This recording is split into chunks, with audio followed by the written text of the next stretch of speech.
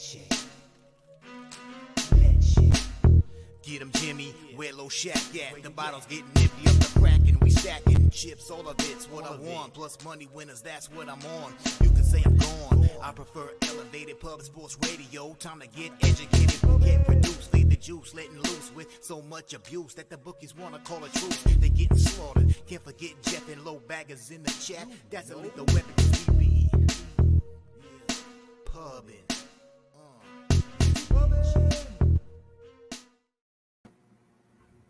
Hello, everyone. Welcome to Pub Sports Radio. This is Loshak the Bag Joe. He's Jimmy the Bag. I'm Peter Loshak. We do this every Tuesday, 11 o'clock Eastern Time. It's a whole lot of fun. We love you all. Low baggers everywhere. Pub Sports Radio crew everywhere. Everyone in the comments section. Jimmy the Bag. I think this is going to be a pretty good show. I think this is a time of year in MLB where I feel like I have a pretty good read on most of the teams. We looked over the second half with Jose last week. I felt pretty good about everything. How you doing, Jimmy the Bag? Oh, that's a loaded question. Mm-hmm. Jose, I've had some volume mic issues, so let me know if this is a little too hot. It's okay. That's a loaded question. With any family, there's going to be lots of news always, and sometimes it's good and sometimes it's tough, and so lots going on with the Low Bag fam right now. We have our guy Puzzler in the hospital here in Toronto, and I went and visited him. He needs all of our love and thoughts and prayers and positivity and light sent his way.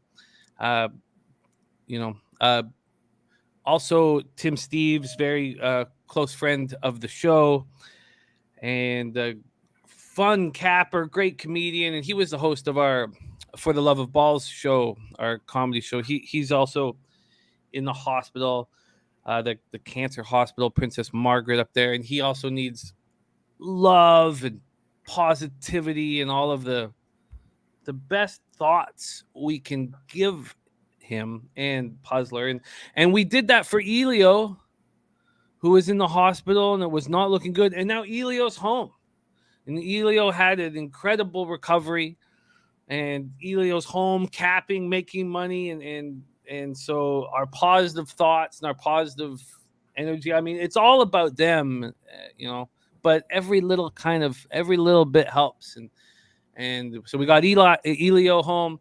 Now we got to get Puzzler home and Tim Steves home. So that's very, very important stuff that's on my conscience right now and has been, for a while here. But we also have great news, Pete, because it's also Matty Ice's birthday. And,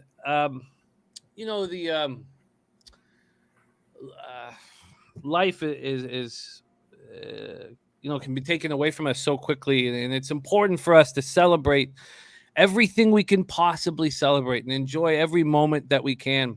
And it's sort of like a cycle of life thing going on here off the top, but we can think about our friends who need our energy and our prayers and our love. And we can also think about Matty Ice celebrating his birthday, a selfless capper who comes on the show and gives us the taint play of the day and adds so much joy to our lives. So it's a whole spectrum of stuff going on here, and at times capping, you realize, isn't as important as other things, but it does bring us together and bring us joy, which is important. So I guess I needed to say all those things quite badly, Pete, and now I am ready to focus on the task at hand. Yeah, that was really good, Jimmy the Bag. That's that's all very, very true. If it were up to me, there'd be only joy and love and no loss. But I just always remind myself that the only way to avoid the pain of loss in life is to have no joy and no love. If you have a life with joy and love in it, then loss is something that's going to happen, and it's worth it to have that joy and love in your life and deal with the loss when it happens, than to not have any pain, but also no joy, no love. What can I say? You know what I'm saying? I'm not God. If I were, nothing bad would happen to anyone that we love. Yeah. You know what I'm saying? Yeah. Shout out to Puzzler. Hell yeah. This show is dedicated to you. Unless the picks are bad, in which case this show is dedicated to Jose Bouquet. Okay. And there's Puzzler in the chat. What a guy he is. What a guy he is. What a special friend, and very, very thankful to have him in my life. Viper NB says, what up, fam? Cubs first 5 -1/2. I have bet that. That was a bet that I felt forced to make. I did make 2 bets this morning. That was one of them. He's also on the Braves money line. He's adding the Dodgers -1.5 and the Astros -1.5. There's Ulysses Hayes. Ulysses Hayes, spectacular capper, as you know, Peter. But do you know his sport, his best sport, his sport of excellence? Ping pong. Is what? Ping pong. No shit. Yeah, those friggin' sports. Go ahead, Jim. Go ahead, Well, Jim. he's showing me these massive tickets after massive tickets. He has an edge in ping pong, and he abuses it for all the right reasons. You know? Yeah, and shout out to who was it, the guy from Finland, right? Who was it that gave a soccer play at the end of last week's show that I tailed pretty big? It was a big soccer underdog, and I tailed it. And then when it won easily, I texted Jimmy that day. I was like, holy shit, what a friggin' call. I tailed it in the show. You remember that, Jim? I do, yeah. That was R2D2, the Finland guy, right? R2D2 Finland. It was the Germany and the UEFA women's. Unreal. Yeah, Huge dog. He called it. I bet it. I tailed it. Cashed easily. Yeah, ping pong, people who have edges in those lesser markets. I mean, that's just gold if you could find them and convince them to share their wisdom with you.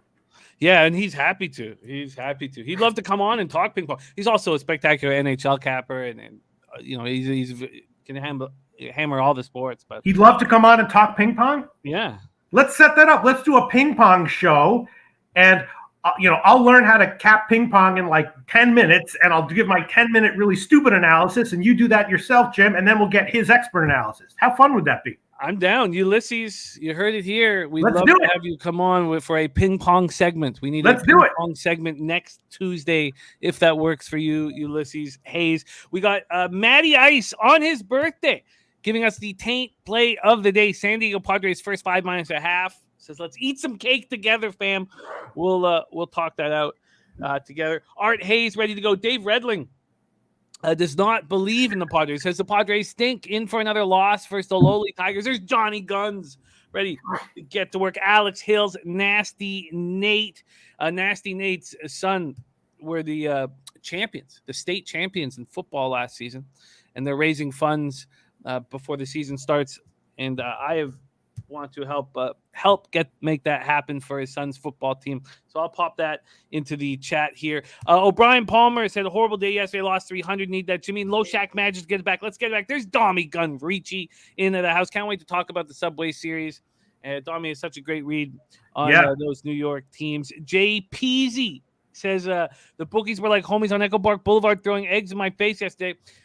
Don't like hearing that. We'll get and actually somehow they missed the face. I was lucky. Somehow they missed the face, but they didn't hide themselves, which was awkward. You would think when someone throws eggs, they would kind of move, but they just stared. That's what I would do. They stared at me afterwards. They just stared at me. No movement whatsoever.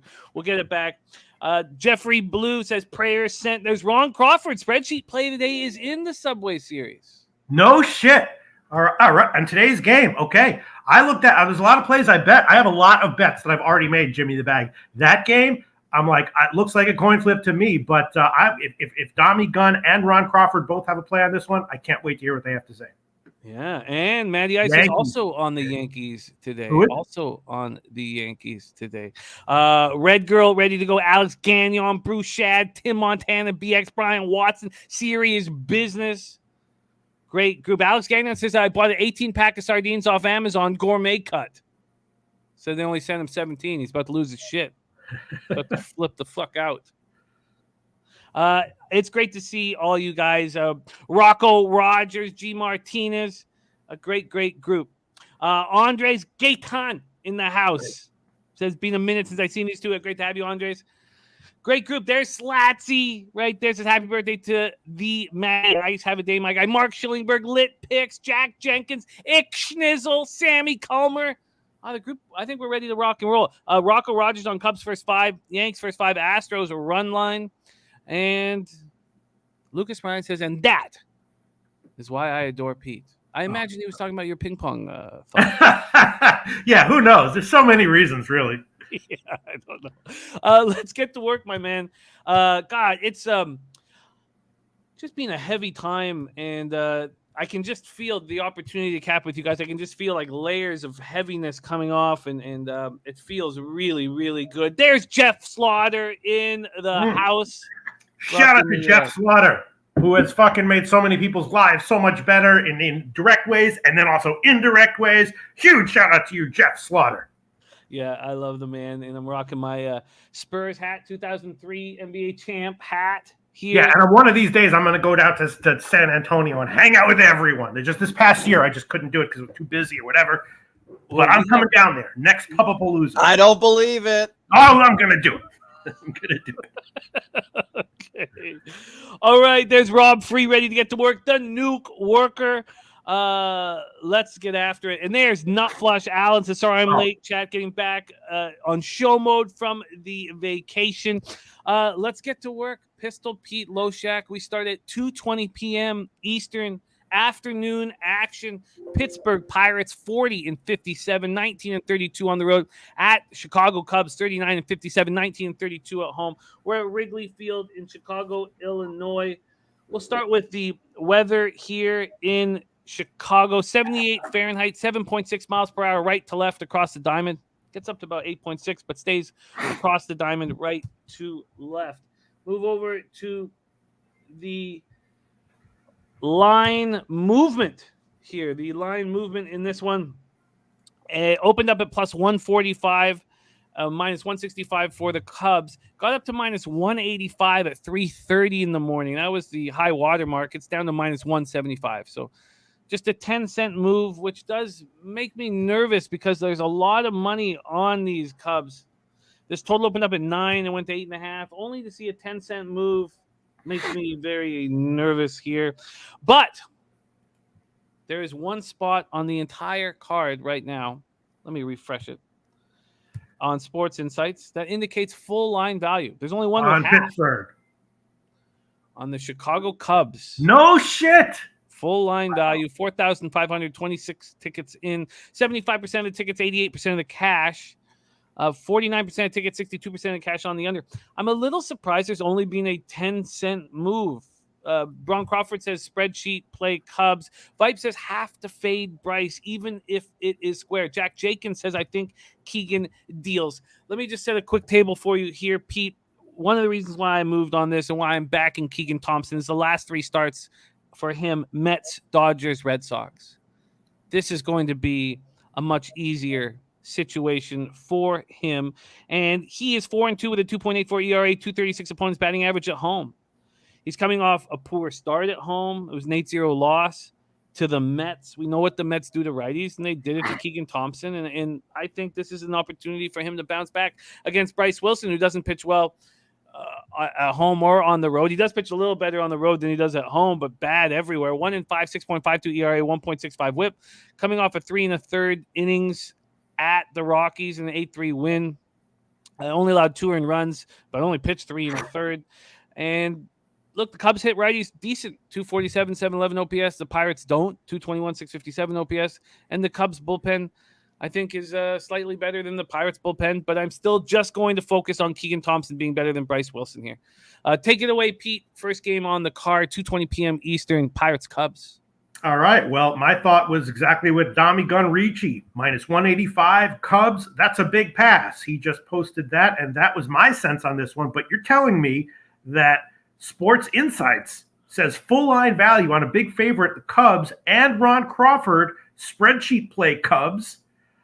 Okay. I didn't bet this one. I have a lot of bets that I've already made. This game I passed on. My note is basically in line with Dom Ricci. My note is at this line, in all caps, Pitt has got to be the play, but I definitely didn't bet it. Pitt is obviously a team that you want to be very careful betting on. Cubs are kind of rolling. Brian Reynolds back for Pittsburgh. I just passed. It's just a pass for me. I get it.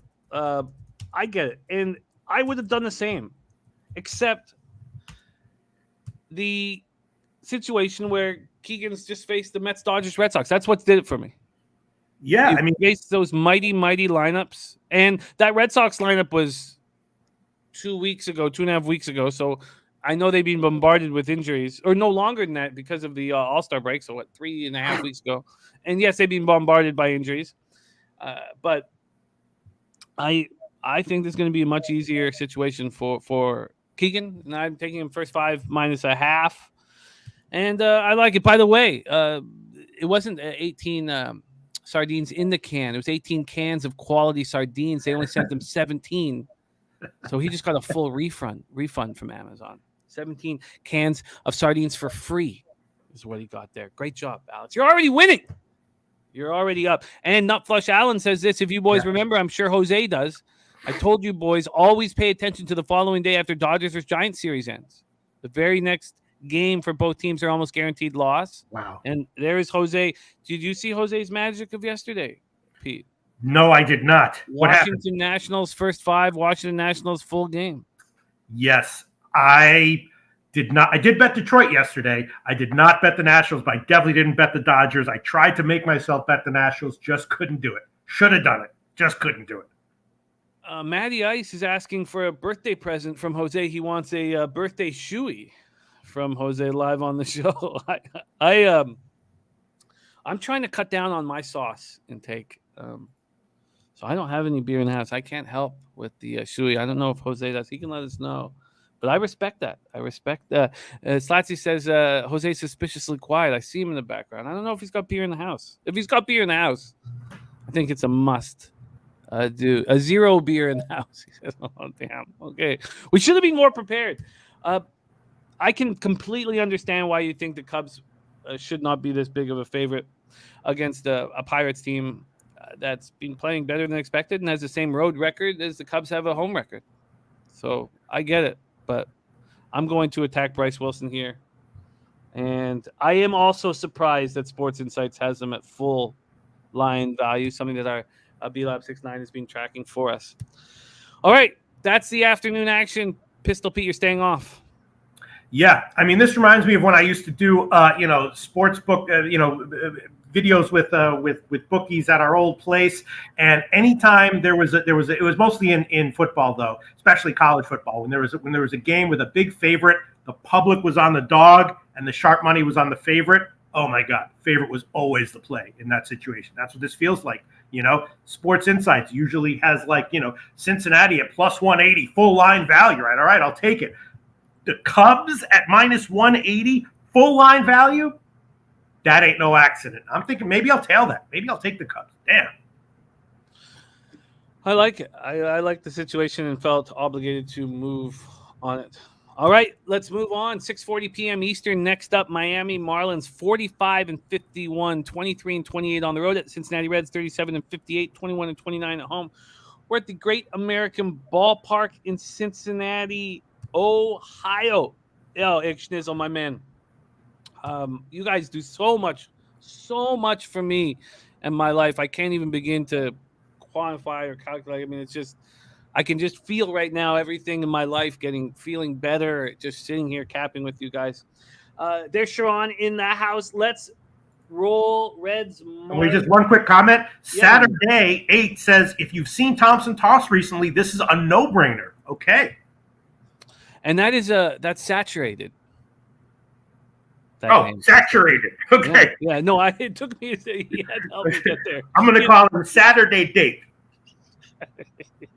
Okay. That's when you go on a date on a Saturday date. Or just Saturday. Yeah. Yeah, I like it. All right. It is 76 Fahrenheit in Cincinnati, 4.7 miles per hour out to right center. Dice down to 2.5. And Galactic High says, can I get a birthday pick today? Hell yeah. I'll give you one. You have to wait a little bit before I talk. I got to talk some things out with the low bag comment section here. But absolutely. Happy birthday to you, Galactic High Can. Yes, we'll kick you up with a birthday pick. Oh, nice. So you got a Matty Ice and a Galactic High birthday picks. Stop. I gotta stay focused. Alex did find the 18th can at the bottom of the box.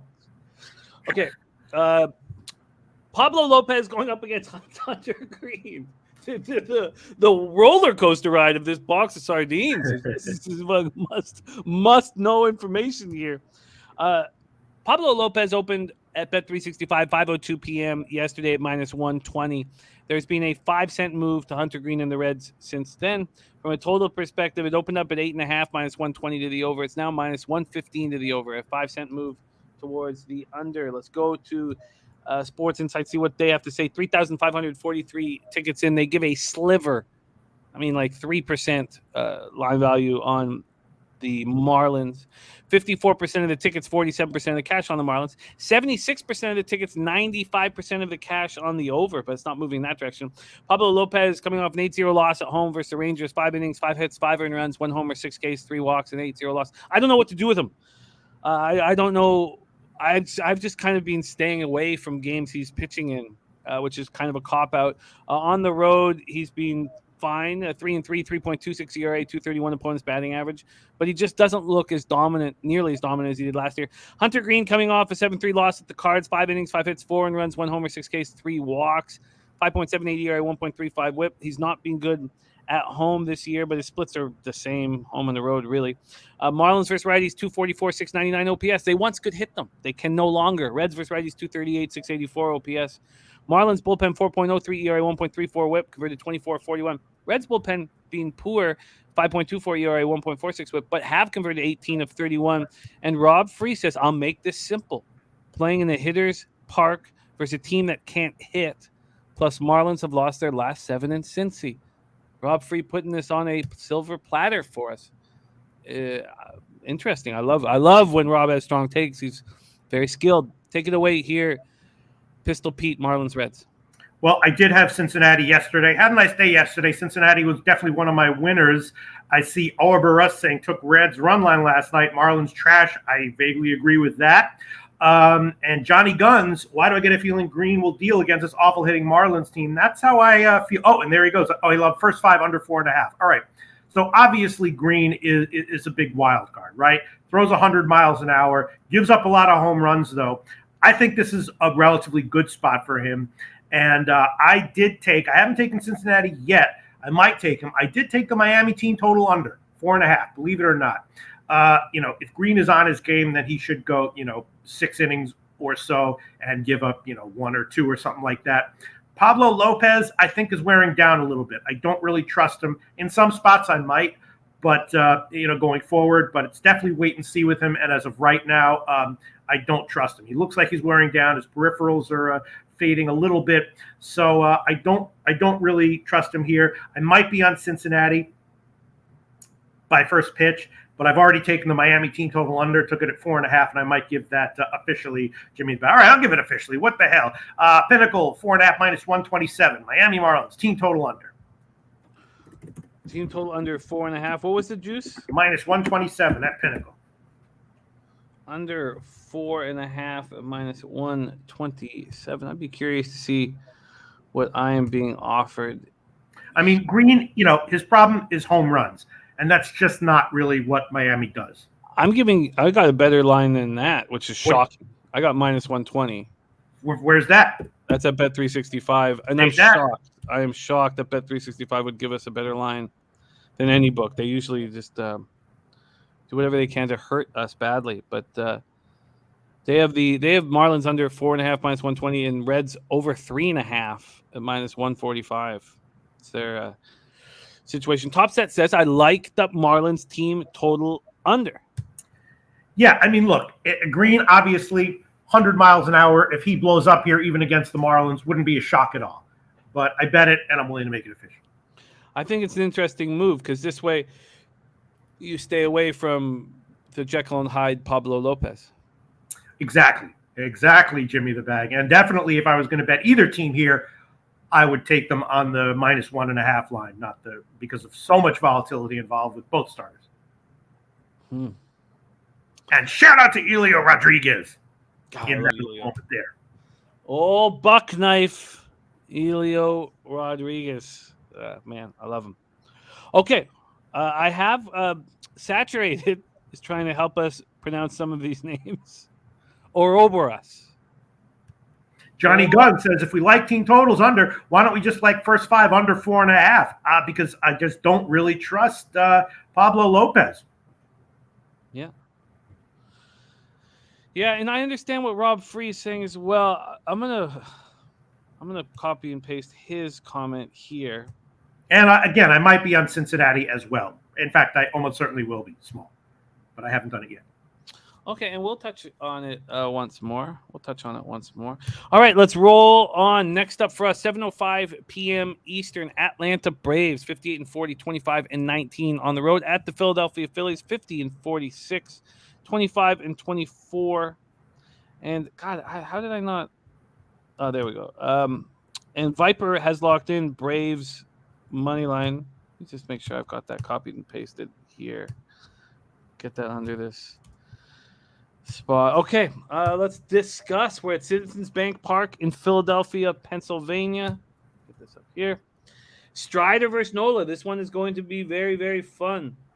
We will start with the weather in Philly. 81 Fahrenheit, 6.1 miles per hour, out to right field. It is left to right slightly, but it's out to right field, and it becomes more out to right field as the game goes on, but the weather does die down a little bit from 6.1 to 4.9 miles per hour. Dami Gunrichi says, I'm leaning towards the Phillies. Fireside says, Marlins have been a great team to play sides against recently, especially unders. Very predictable team for the most part. And then Fireside says, are the Phillies starting to hit again? Let's take a look at the line history here in this one. Braves, Phillies. And we have a 15-cent move to the Philadelphia Phillies. Wow. Okay. Opened up at 5:02 p.m. with the Phillies at plus 115. I bet 365. They're now even money, plus 100.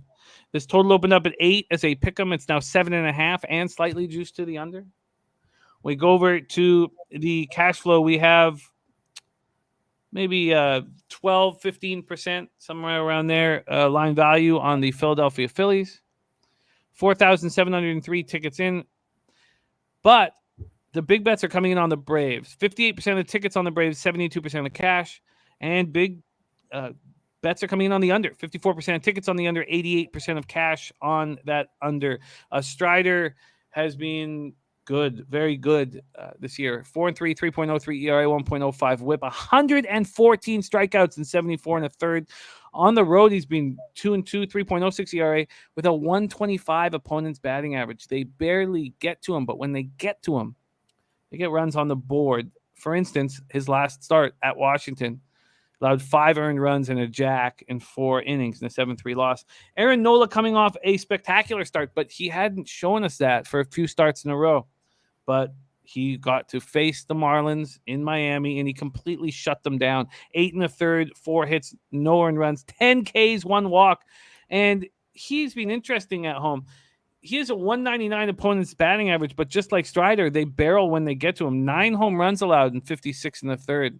I believe he's only allowed 4 on the road, but 9 at home. 3-2, 4.15 ERA. Braves hitting 244, 743 OPS versus righties. Phillies 243, 715 OPS.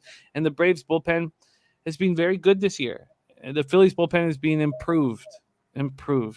Take it away here, Pistol P. There's razor sharp picks in the house. Take it away here. Braves, Phillies. Yeah. Okay. By the way, Jimmy the Bag, that graphic of you and razor sharp picks, you know what I'm talking about? You got your mouth open?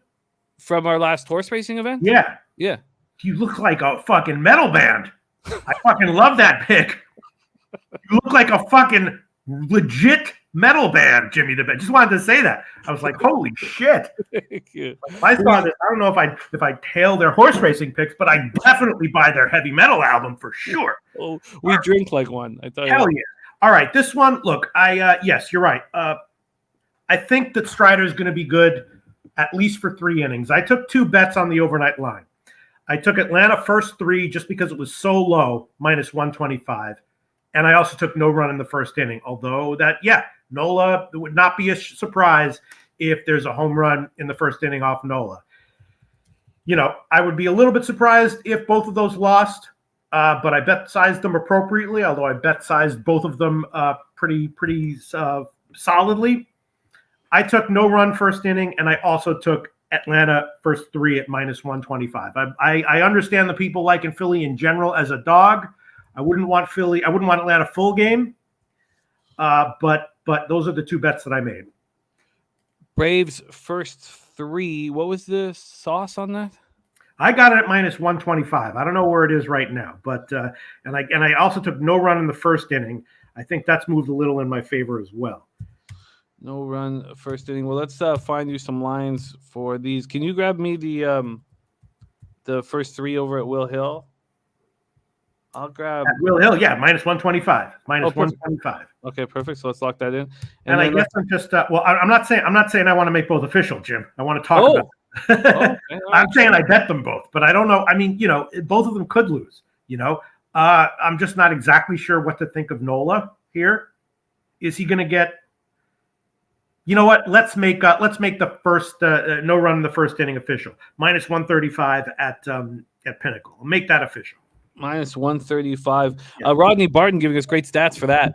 Rodney Barton giving us Nola 9-0 to the no-run first inning. Strider 9-1 to the no-run first inning. There's Dabby Cab in the house. Dabra Cadabra. Ready to get Dabby Cab. I think I'm going to be on that show tomorrow. I'm not sure. We've communicated back and forth. Oh, nice, man. Yeah. Let's get that smoke in you, man. Hell yeah. I've been researching strains. It's a lot. I'm completely lost. I feel like Rodney Dangerfield in Back to School, but I'm going to be on the show tomorrow. Dabby Cab, I'll message you later on today after this show. Oh no, is that a movie we should get Jose and Helga to watch?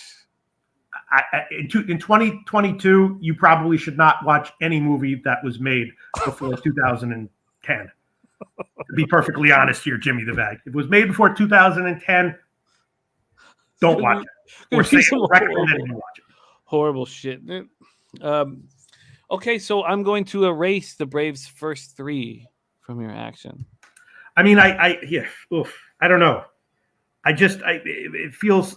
I think that Strider throwing 3 shutout innings to start the game is extremely likely. And Nola, as you said, is. I mean, Strider. I've been high on. We've talked about him, all season long. I'm high on Strider in general. He has his speed bumps once every 5 games. I don't think that, and he may wear down a bit, but I don't think this is a speed bump spot for him. You know what? Let's throw it out there.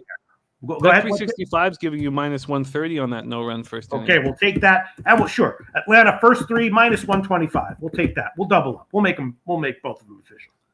First 3 at minus 125. Let me just be curious to see what I'm getting on the first 3. Yeah, minus 130, so not quite as good. Okay. Okay, you are locked in. Ik Schnizzle leaning first 5 under, agreeing with the no-run first inning. And Lucas Ryan says, I believe no-run first inning went 10-2 yesterday. Ouroboros says 45% chance of a run in the first inning. For this game. That's what his stats are. His numbers are telling him. Okay. At that, if there's a 45% chance, and it's not worth it at minus 130. Right. But I like it. There's DX Filer in the house. Great to see you, DX. Ouroboros. Saturate. Now you give me a okay. Ouroboros. I can work. Sounds like one of the strains I've been researching and reading about this past week. Ouroboros. 30% sativa, 70% the other shit, whatever it is, like indica. Hell yeah. A cross between, yellow fire and gorilla nuts. Hell yeah. Sharon has a question, Pete. Yeah. Says, how can we be so confident in Strider after what happened to Max last night? After what happened to Max last night. Who's he talking about? Max who? I believe he's talking about Max Fried. Oh. I would have to. Okay. I'm definitely a notch higher in general on Strider than Fried at the moment. Not that I'm not high on Fried, but Fried is actually Nola level vulnerable. But Strider, especially early on, especially when he's rested, is a guy I'm very, very high on. He's like Strasburg-esque. Yeah, I like your look here. I was on Atlanta first 3 and first 5 yesterday and pushed with both of those. And I thought I was going to cash when Philly when Atlanta got a bunch of runs in the top of the second. But what happened to Fried later on was I was not shocked by it. If that happened to Strider here tonight, I would be close to shocked. Very surprised. Uroboros says it's an ancient symbol that spans across all cultures. And then he hurts us with, I don't expect you gamblers to know philosophy. I'm going to learn that. It's an ancient symbol that spans all cultures. Hell yeah. I'm going to look that up. Shout out to you, Ouroboros.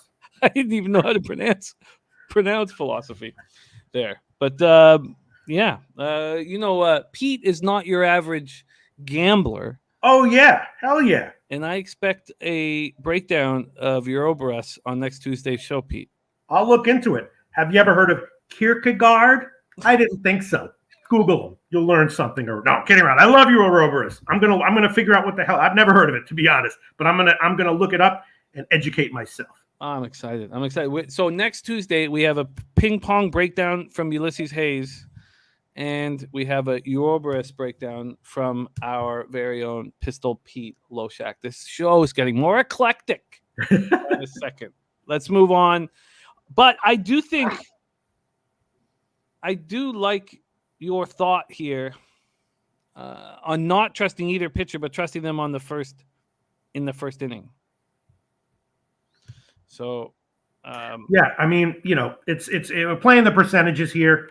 If Strider gets lit up in the first three, I'll take 2 losses, no problem.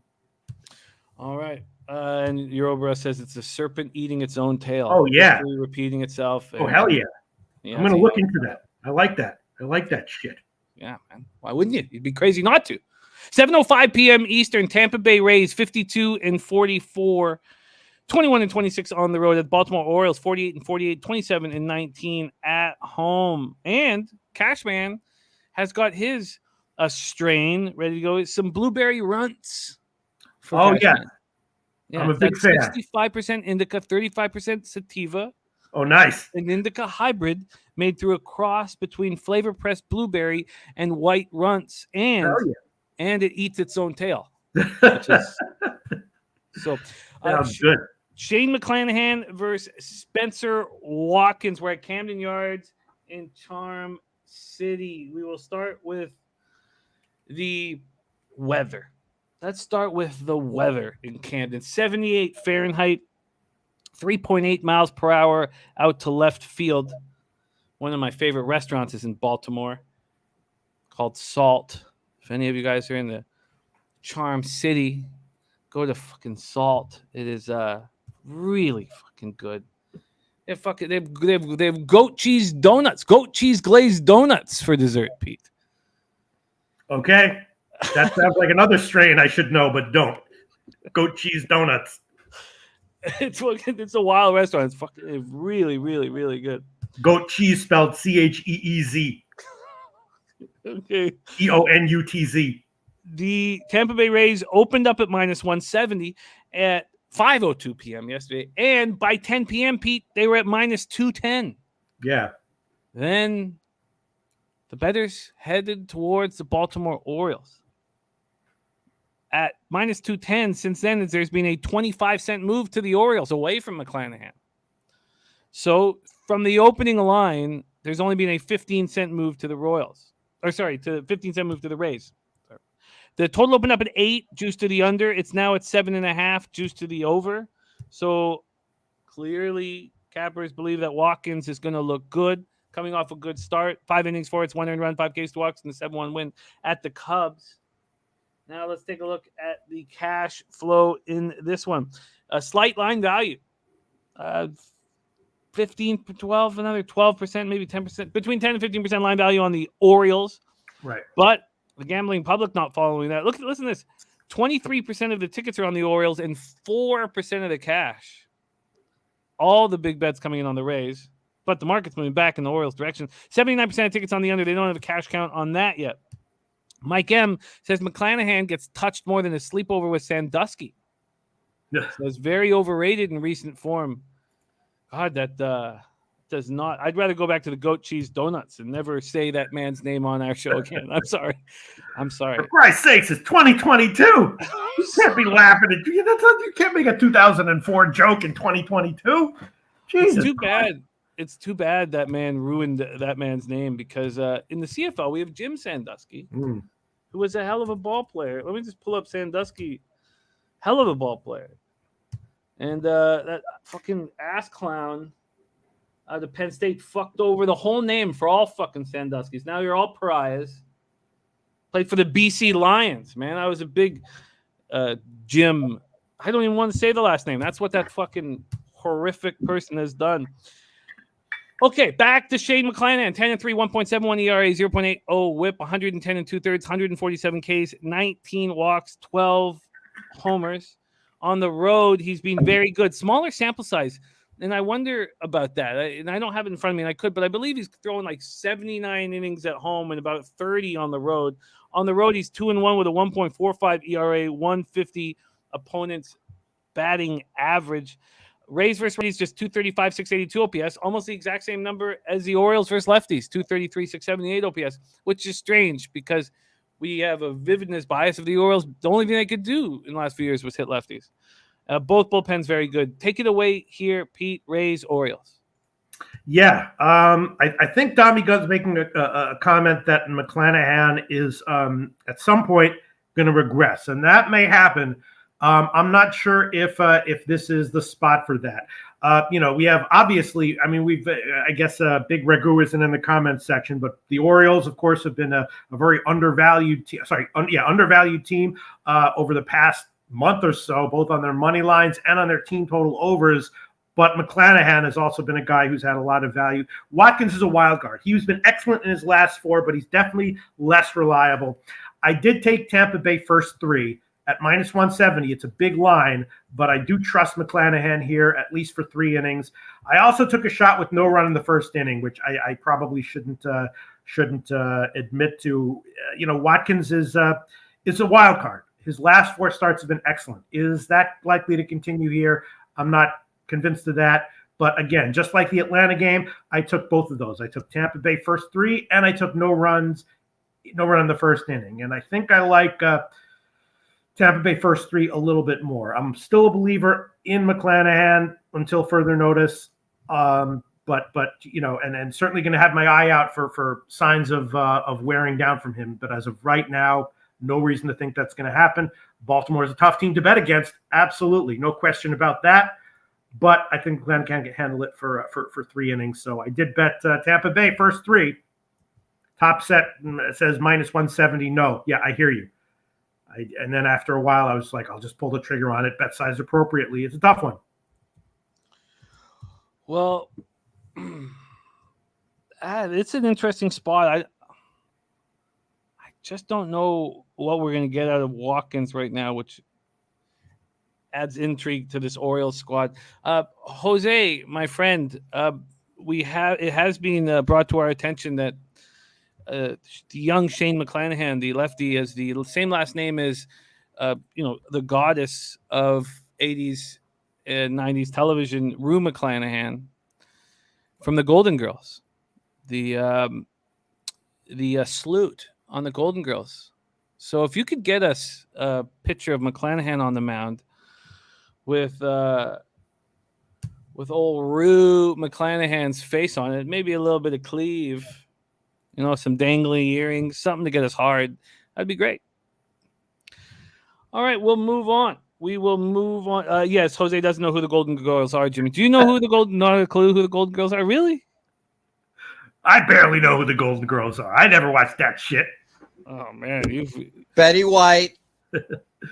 I got Rue McClanahan now, and I don't know who the other lady is. See, that's good work. But I would have given Betty White the fucking pipe in her last couple of years. Jesus. Okay. She's 2022, boy, man. God, she's a Centaurian. I would have taken her for half her shit after she would have died. That's how good it would have been. Jesus.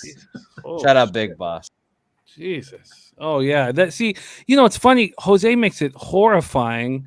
Big Boss makes it fun. That's the key difference. That's a huge difference right there. Big Boss makes it fun and enjoyable, and Jose just made that shit horrifying. Absolutely horrifying. All right. Okay, let's get back to work here. I'm going to stay off, I think, of that spot. We'll move on to 7:07 p.m. Eastern. I just want to talk about for a couple. I'm not sure what to think of Watkins here. Yeah, the Rays' inability to hit righties. And the news that there's no Kiermaier for the rest of the year, no Zunino for the rest of the year. I do not know what direction really they go in. And I don't expect any kind of boost to what they're doing to righties. I think that this is a situation where if you're facing the Tampa Bay Rays, you have an opportunity to get right. So all right, let's have a little fun. I'll take no run in the first inning. I'm seeing minus 128 at Pinnacle. I'll take that. I like that bet. No run first inning, minus 128. Official play.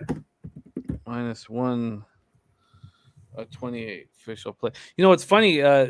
Talking about some of these old actresses, the mother in Seinfeld, Jerry's mom. Mm-hmm. She used to date Cary Grant. Was it Cary Grant? But she was a bombshell. No shit. A bombshell. Like, I saw a picture of her when she was young, and I was like, "You got to be kidding me!" And I think the issue is that white women deteriorate at a very fast rate, faster than any other culture. No culture's women deteriorate like white women. It's 2022. I have absolutely zero comment on that, Jimmy the Bag. I ain't getting canceled. I don't have much, but I'm keeping it. That's fair. That's fair. But that's facts, man. That is straight facts. You want to see deterioration. Woo-wee. That's why it's important, like, if you're going to date a woman, to look at her mom. Because I've had girlfriends who were hot, and I saw their moms, and I was like, oh, I know the future. Bang one more time and bounce. Cardinals, Blue Jays, Rogers Center in Toronto, Ontario. Andre Pallante versus Jose Barrios. Danny Lopez says Jamie Lee Curtis, prime example. Maybe, Jose, if you got some time on your hands, if you could get Seinfeld's mom, that actor, and get a picture of her young when she's like a bombshell, and then get a picture of her as Seinfeld's mom, then you'll have an idea of the horrific deterioration of white women. All right. Andre Pallante versus Jose Barrios. The big story here, of course, is no Goldschmidt, no Arenado. Now, no Austin Romine, but that's not a big story. And those are big pieces of the lineup. Now, we saw this before when the Royals came, but the question is, was there a different energy in that ball club? And we know what the Blue Jays record is off after an off day. All that put together with Barrios being very good at home, 5-0, 3.33 ERA, 244 opponents batting average. You put that all together, and I bet on the Toronto Blue Jays here, and I made it 2 units, which I did with the Blue Jays in that first game against the Red Sox, but I doubled for 2 units, first 5 full game. But in fairness and transparency, I was scared to back the Blue Jays after they put up 28 runs. And then I was scared to back the Blue Jays after Manoah started yelling at the Red Sox dugout. So I did not make any money off them in game 2 and game 3 and left money on the table when clearly the Red Sox are a fade. Here, I'm not going to leave money on the table, but part of the reason why I bet 2 units on it was because I did take it on the -1 line, which worked out to -166, which is expensive. Rob Free says, I'm fading these cards from now on versus good teams on the road, period. Run line here. There's our guy, Dutch Boy Fresh in the house. Man, Pistol Pete Loshak on Daily Sesh tomorrow is must-watch television that I will be definitely watching. But I'm cramming Dutch Boy to learn as much as I can about weed and everything. I'm making a little bit of progress, but it's a lot. Damn. It's a lot. These people take this shit seriously too, Jimmy the Bag. All right, let's move on. They fucking do, man. But it brings levity to their lives, and we all know. I mean, they enjoy it. Hell, good for them. I'm just like, damn, this is a lot of information. It is time, Pete, for you to weigh in. Oh, but I haven't given a quick. Sorry, let me just quickly touch on the weather. In Toronto, it is 74 Fahrenheit, 6.7 miles per hour out to right center, dies down to 5.9, not much. Then from a line history perspective, you could legitimately be a little uncomfortable that there hasn't been a bigger move to the Blue Jays. You could be. Open at -210, went to -225, and then stopped moving. So 15-cent move. This total went from 9 down to 8.5. It's back to 9, moved back to 9 at 10 a.m. Eastern. And I just think that there's something different going on in this clubhouse than what was going on when the Royals came to town with their depleted lineup. If that's the case, then the Jays will take care of business here. Take it away, Pete. Cardinals, Jays. I did a no-brainer. Don't overthink it. In a situation like this, a lot of times it can be tempting to be like, well, I'm either going to pass or I'm going to go all in. You know what I mean? And in reality, you'd be like, all right, this is a good play. I'll bet it. If it wins, I'm not going to wish I had bet more because you don't do that. You want to bet size appropriately. I didn't overthink it. I took Toronto -1 as soon as I got it because I thought the line would move. It hasn't yet, which is interesting. And I took the St. Louis team total under. Took it at 4, I think. Took both of those, big bets, but appropriately bet sized. And I think this might be even worse than KC because Arenado and Goldschmidt. I mean, we've talked about St. Louis. I've asked Jose about it. We've talked about it. We'd be like, Jose will be like, they got Arenado and Goldschmidt. That's not much. They don't have much else, but they do have those two guys. Now they don't. Who do they got? Gorman, right? What's that guy's name? They got nothing. Now, again, I'll tell you this, Jimmy the Bag, and maybe you can shed some light on this. Considering how much hype there is surrounding, players who are out and stuff like that, I was really surprised, and how much, the books are willing to hang on -350 if Clayton Kershaw is starting. I was a little surprised that Toronto was only -215 when it opened. I was surprised as well. Is that because you say the name St. Louis Cardinals and it just rings differently than when you say the Kansas City Royals out loud? I really don't know. I mean, Toronto has a fearsome lineup. They just put up fucking 38 runs or whatever it was. I don't know. Look, this was we all saw what happened when the Royals came to Toronto and Jose banked beautifully off of it. This just rings differently to me because the Blue Jays just don't seem as vulnerable, as mentally vulnerable as they were. And I know we're only talking 2.5, 3 weeks ago, but Schneider is a fucking tough guy. He throws batting practice to his stars. And we all question Montoyo constantly, nonstop.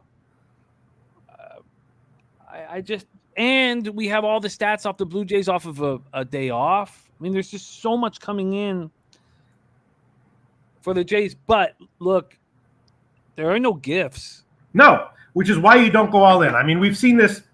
I've seen this so many times in my however many years it's been, handicapping. There's a situation where there's usually there's like one or two strong signs and you bet into that, right? This is a game where there's like friggin' 6 different strong indicators, right? Barrios is so good at home, right? Toronto has such a fearsome lineup. St. Louis is losing their 2 top guys. Like every sign is pointing to Toronto hard. And it doesn't mean it's a lock, but I can't not take it. So, Jays -1, -165. We can make that official. And I might double up and add on St. Louis team total under as well. Okay, so I'm just going to put question marks beside that Loshak Cards team total under. Well, definitely put on Toronto -1, -165. And, I took I forgot what I got for the St. Louis team total under, but it's looking like it's moving a little bit. Puzzler says this: it's my view that Danny Jansen has an outsized positive effect on the team. When he's out, the Jays lose. When he returns, the Jays regain their mojo. No idea why, other than him probably being a good teammate. Wow. They do. Shout out to Puzzler. Yeah, I love the man. But they do seem to have a different. They need. I know he's not maybe some people wouldn't call him a vet, but they need the strong leaders in the room. And that's what they have there. Roger that in the house. DX Father says, my 2 team total here. I think Toronto can continue the hit parade, but afraid to bet outright on the side. DX Father, that's what Hunter Englehart's doing here. He thinks the Jays are going to hit. He thinks the Jays are going to hit, and he's on the over. In this game, he's on the over? Yeah, and it's gone from 9 to 8.5 back to 9. But he thinks the Jays are going to hit. So the way he was talking, it seemed like it makes sense to take the Jays team total over and the over, but I believe he's only going to be on the over. But he did break that down for us yesterday. So there you go. All right. I mean, Barrios should be fine here, right, Jim? You follow this team so closely. he should be fine, right? This is where he's been very good. I mean, look at his last start, 4-2 win at home versus the Royals. You can think that this is a very similar lineup when you take Arenado and Goldschmidt out of it. He went 6-3. Sorry? A worse lineup, right? Well, then the Royals missing 10 pieces. I mean, I know they weren't all offense, but I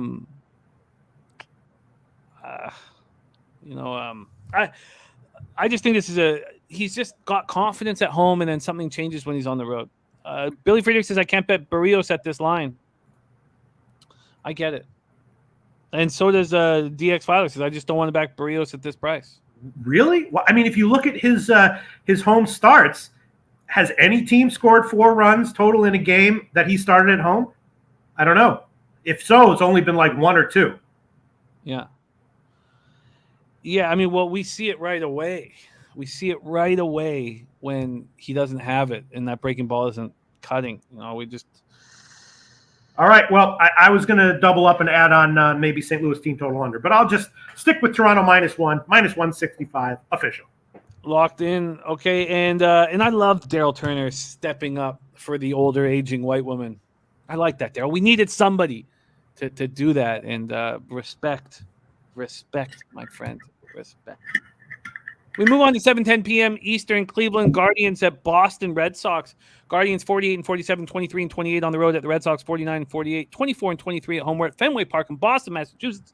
When we talk about these Boston Red Sox, obviously our producer, who is nearing 30 units up on the season, coming off a fantastic day yesterday, he comes to mind. You might ask yourself, what does Jose think about this? Let's keep Jose off of his attraction to older women and Asian male baseball players and focus on his thought process when he breaks down Boston Red Sox games. And that's just what we'll do. Please welcome to the show, host of Say Hey Plays, Jose Bouquet. Jose, how are you? I'm doing really well, actually. I'm doing really well. This is going to be one of those shows. I'm going to be a little cocky today. Yeah. I'm going to strut my shit. Sure. Career high, I guess. Season high, 29.41 units on the season, I guess. Fantastic day yesterday, 3-1-1. I told everyone, and I think I've told you, Jimmy, that I'm going to be a little more picky, choosy about the -300 fades. Bang, bang. Fuck you, Tony Gonsolin. Shout out to Nutflush Allen. Just a great time overall. A lot of people questioning why you're here without the shoey, and I understand you just have no beer. Do you have any? Do you have soju? I know I do not choose to drink that soju normally. I'm actually recovering from a heinous sunburn. I am as red as a lobster from my shoulders down, and my face is actually better now. But it's I was at the beach and got my mind clear, ready to go, and it's gonna be a good time. Okay, well, we don't want to hear about anything that has to do with your shoulders and down, but we do want to hear. That's not true. No, it's very true. It's so true. Look at this hand. You see where this hand is right now? It's very true. But we do want to hear your Boston Red Sox breakdowns very badly. So let's talk Fenway Park in Boston. And this is a tricky spot. Did they announce that Kirk McCarty is the primary? It looked like that was where they were headed in for the Guardians, and then Josh Winkowski over with the Red Sox, who's coming off the COVID list, hasn't started since July 13th. So a lot of moving parts here. We will start with the weather in Boston. 78 Fahrenheit, 6.7 miles per hour out to right field. Dies down to 5.8 miles per hour. And that's a big part of the ballpark there. The line history in this Red Sox spot, they open up at -155. They're now -150, a 5-cent move to the Guardians. From a totals perspective, it opened up -115 to the over. That's where it stands right now. So the over sitting at 10, -115 to the over. Kirk McCarty, if anybody can confirm that he's the primary, his last start was July 2nd, 24 days ago. in his last appearance. Went 5 innings, 6 hits, 4 runs, 1 homer, 3 Ks, 4 walks in a 13-4 loss at home to the Yankees. In AAA this year, he's had 1 start for Norfolk. That was before when he was with the Orioles organization. He came over to the Guardians organization. He's had 12 starts for Columbus, 3-2, 3.91 ERA, 1.36 WHIP. Then you have Winkowski coming off of the COVID list. Guardians hit righties harder than the Red Sox and have a better bullpen than the Red Sox. And this Red Sox team is, they just got destroyed, by the Jays, and it just seems like they're going to be selling. Jimmy, I'm very disappointed that you didn't bet on the Blue Jays every game in that series. I bet on them every game, every game. It hurt my heart, actually. It really did. Hurt your heart that they lost so badly? Hurt your heart that I didn't bet on them? Oh, you didn't bet on them. I was dead inside after the first game. The only thing that was keeping me alive was remembering my King speech that I gave that day, saying that the Red Sox were done and the Blue Jays are a team that you should bet on to the World Series, because I think they're a top 4 or top 2 AL team. And then they do that, and then you doubling up on both sides made me feel better. It made me feel whole when the Red Sox punched me square in the balls. And they did yesterday, kind of. I expected them to lose yesterday. They come out, and Alex Cora treated that game like a playoff game through his 2 best relievers. And John Scribner, that fucking guy. He's been great, but it's been a shocking turn of events. But and Garrett Whitlock for 2 yesterday as well. So I'll keep this brief. I'm betting Cleveland team total 4.5 here. Winkowski, I think he's okay, but it's the fact of the matter is I still don't believe in this Red Sox team. Truthfully, I should be betting Cleveland money line here again. If I wasn't such a fucking bitch, I would do it. Plus 122. And Jimmy, I had a moment like I actually said it exactly like you said it, and I quoted you. I gave you the MLA citation. I said yesterday, everything's capping towards the Tigers. All this stuff. If I had more balls, I'd take the Tigers. When I become a better capper, I'd take the Tigers. I passed on the game. Tigers win. This kind of feels like the same thing. I want to bet the Guardians here, but I'm a little scared. I'm a little trepidatious. I don't think this Red Sox team it just has it anymore. They're going to be sellers at the deadline, which is crazy to say. And I'm going to watch the Red Sox in Houston on August 1st, the day before the deadline. I don't know what Red Sox team I'm going to see then. I don't know if all my baby boys are going to be there. So it's going to be an interesting game and an interesting series to say the least. But I don't think the Red Sox can put up back-to-back good performances, honestly. And it wasn't even really a good performance. 3 runs. A good performance from the bullpen. I don't think those guys will be available today. So we'll see. Tanner Houck for 2, and then maybe they put together the rest. But I don't believe in the Red Sox pitching staff. I don't believe in their offense. It is a Guardians kind of day for me, and I'm being a pussy. I'm taking the Cleveland team total of over 4.5. I've got minus 110. So that's what I'll be betting, but that's what that is. I'll see if I can beat that. Here, I'll do some line shopping for you. Take it away, Pete. What are your thoughts here, Guardians, Red Sox? We talk about it scares me a little bit how much our minds do think quite alike. I already bet Cleveland -1. I got like plus 160 or something like that. I also took the team total over, and I was going to give one or both of those officially, but I'm pausing because Nasty Nate says Red Sox smash, all in caps. Ron Crawford says Boston spreadsheet. I know it's a bullpen day for Cleveland, and I did. I don't even want to talk about what I bet yesterday on the Boston. I had a winning day yesterday, but I had terrible bets on the Boston Cleveland game, and they were all losers. And in Cleveland, as we talked about in our second half preview, Jose, I said that Cleveland's offense just flames out. For extended periods of time.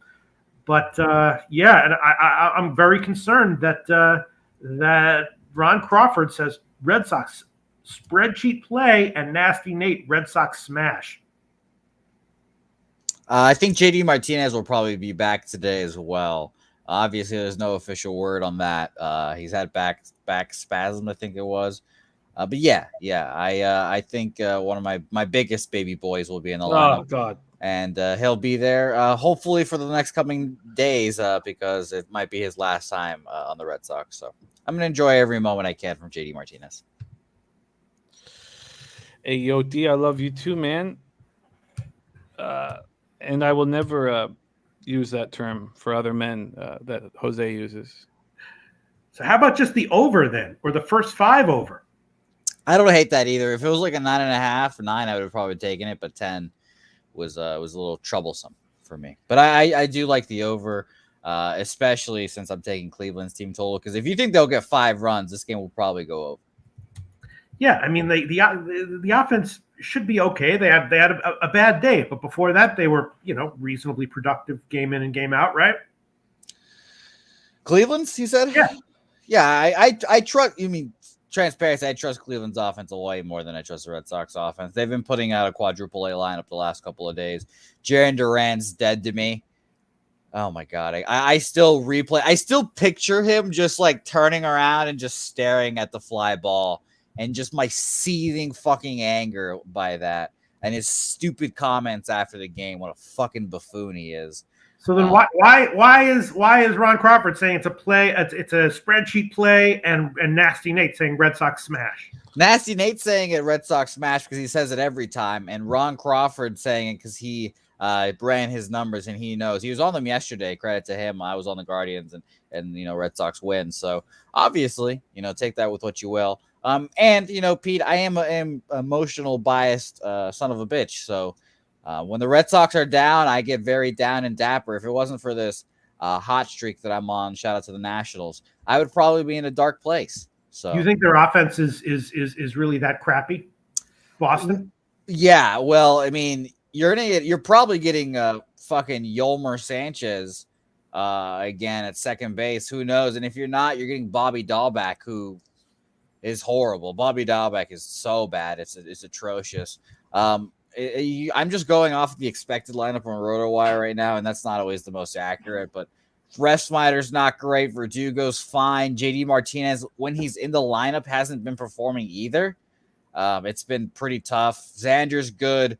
And when I said Bobby sucks, Christian Vasquez, and then the rest of the lineup just not good. Jarren Duran sucks ass, and Jeter Downs is not ready for the majors. And thank you to Carter. Hello, Carter, as always. I'm glad that he enjoys some of my pain. Carter, look at the lock eyes that Carter does when I talk about how shitty the Red Sox are.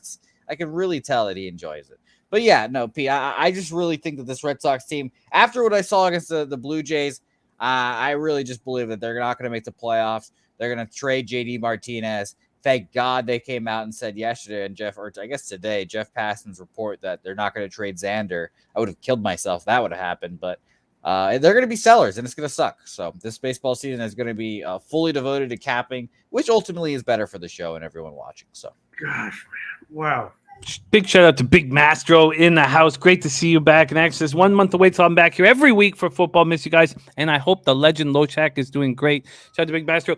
Do you think that getting a nice victory yesterday will be a boost to this Red Sox clubhouse, and maybe they can play some okay ball, or are they still in the dumps? It's not a mood thing. It's not. I have my Red Sox insiders. I just listened to a bunch of Red Sox podcasts, and they just say that the mood's not down in the clubhouse. It's just they fucking suck. It's not. You could be as chipper as you want, but Yolmer Sanchez fucking sucks. He's not going to get it done. He got an RBI yesterday, but of course he got fucking caught out going a second. Jeter Downs is not ready to play in the major leagues every day. And if he plays third base again, he's playing a position he's literally not played until this coming year. Rob Refsnyder is a quadruple A player to a good bench player. Again, Christian Vasquez is fine, and Bobby Dahlbeck, I think, is fucking atrocious. So it's just a fact of the matter. This Red Sox team, a week ago, it was, we only need like a starter and this and maybe a first baseman. But their injuries have killed them, and ever since Chris Sale broke his pinky, I have felt that same way. I've been basically like the pinky, just broken. That was heartbreak for sure. It's just 54% of the tickets, 76% of the cash on the Tribe. You would think that there'd be more than a 5-cent move towards them. I don't like. I would like to fade the Red Sox badly, but like you said, Pete, can I trust this Guardians offense to get the job done? I don't know. I'm thinking and feeling over. Someone else posted a 6-4 final score. Dommy Gun says if I had to pick, I'd go over 10. Yeah. I like the over 10 as well. Like I just mentioned, I just a little balked. I balked at the 10. And if Cleveland's total was at 5, I probably wouldn't move on. At 4.5 is probably the exact number that I want. I think they score 5-6 runs. Well, if they do, what about this, Jose Bouquet? We don't want to go on forever, but just your 5 or 10 second thoughts. What about both teams to score at least 3 minus 180? I mean, I like the bet. Obviously, you don't like the juice, but I know you don't give a fuck about that, Pete. You're a juice monster. Do. I mean, you're a juice monster. You're like the Kool-Aid jammer, man. You're the Kool-Aid man. You come and go, oh yeah, give me the juice. Look at Jose giving it to me. I love it. Jose against at Fenway in a day in the mid-70s against a bullpen day with a team that has like an average bullpen. You don't think that Boston can be relied on to score 3 runs in the entire game? I think it is a winning bet. I think that is a winning bet for sure. I like the bet. I just don't like the juice, obviously. Your offense is that bad? And if I'm picking a team to be worried about to score 3 runs for sure, it is rather the Guardian or the Red Sox over the Guardians. I know whoever Kirk McCarthy, fucking Connor Pinkleton, whoever fucking no-name slapdick they want to throw out there for the Guardians. That's fine. It's just a fact of the Red Sox just being that bad this last week, and it's so annoying. So Nasty Nate says 6-1 Red Sox win. You think Winkowski is going to be that good? I do not, but Nasty, like I said, Nasty Nate always says this stuff, and I appreciate his positivity. But I would be surprised if Josh Winkowski only gave up 1 run today. All right. Jimmy the Bag, let's have a little bit of fun, all right? Well, let me say one thing quickly before you jump in and give us your action about Nate is that, yeah, you can call him a homer, but he also wins a lot. Like, he's not just, I mean, I'm a homer and I win a lot too. Shout out to the Celtics trifectas. Those good cash. Especially with Rhode Island area teams, I've noticed that with him. He's a good scout. Pete, what would you like to do officially here for your action? All right, I'm going to take at Heritage Cleveland -1 plus 161. Well, I'm going to move on the Tribe as well. I just and I guess just because of the implied probability, I think that I'll at plus 130, it's probably enough for me. So, but I like that you're doing on the -1 line. Plus 161 for Pistol Pete. Loshak, say hey, plays of the day. Guardians team total over 4.5 at -109. And there's Eldorado Custodian in the chat. Great to see you, our guy. Saturated says Boston over 3.5 runs only twice in the last 11 games. Yeah, right. Like I said, it's scary. That's the scary part, and that's wild to say in the year of our Lord 2022. I don't know if that's what I called this year, but we'll take it. I like it, Jose. You are in business here, and so are you, Pete. And I think I'll be rolling with the Guardians as well. You know what I'm doing? I'm going against the Ron Crawford spreadsheet play and a Nasty Nate confident pick on a Rhode Island area team. It's not the play of the day. No, but it's still yeah. It's in the spreadsheet. Our guy Jose was working hard backstage as always, giving us the goods. So this is Shane McClanahan right there. Yeah, you got options. I think you got options. I made sure to find some danglies. I also did not know that was the same woman. I'll be honest. This is what we want. We want this for Shane. This one we can cut Rue too. This is good. And then talking about the deterioration. Is that the same woman? I honestly did not know. See, I had an issue with these because I did not know who was who. I did not know if that's the right one. So I wanted to give everyone just a peek. Who's who? I don't know. What? I'm not. Oh, Jesus! I was looking at the fucking. This is a handicapping show, guys. I was looking at the Boston Red Sox game log here. I opened my eyes and I'm fucking traumatized. Okay, let's get back to work. Jesus Christ!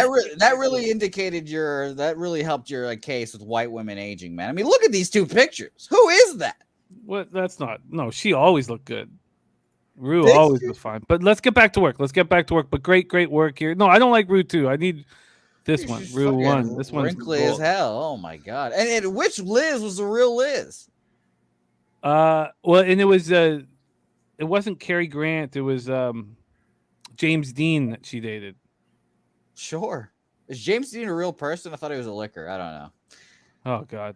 I mean, All right, get back to work. sorry. When I was talking about my bet, first of all, that minus 180 line, both teams have to score 3, so it's over 2.5.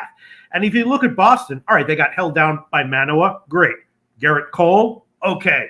Tyone in a blowout game, McClanahan, they're getting held down by stud pitchers. Now they're facing a bullpen day, right?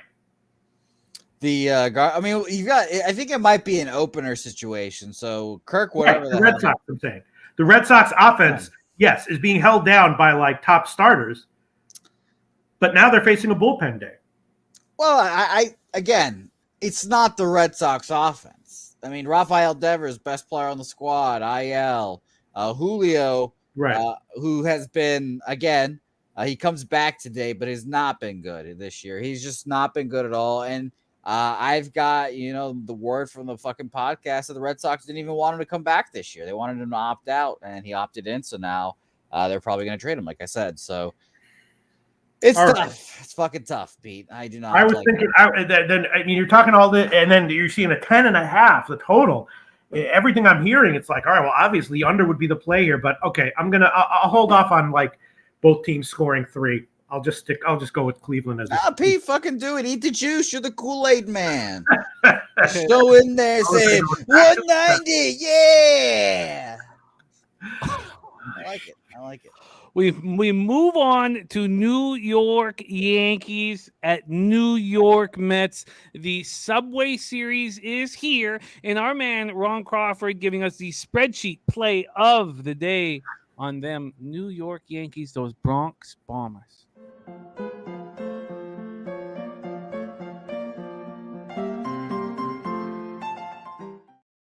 Let's go. We're in Citi Field in Queens, New York. This is a game that everybody wants to talk about, so let's break it down. First off, 85 Fahrenheit, 8.3 miles per hour out to right field. It does quickly die down to 5.7 and 5.1, so it dies down quickly. So it's not quite as strong as some sites may make it out to be.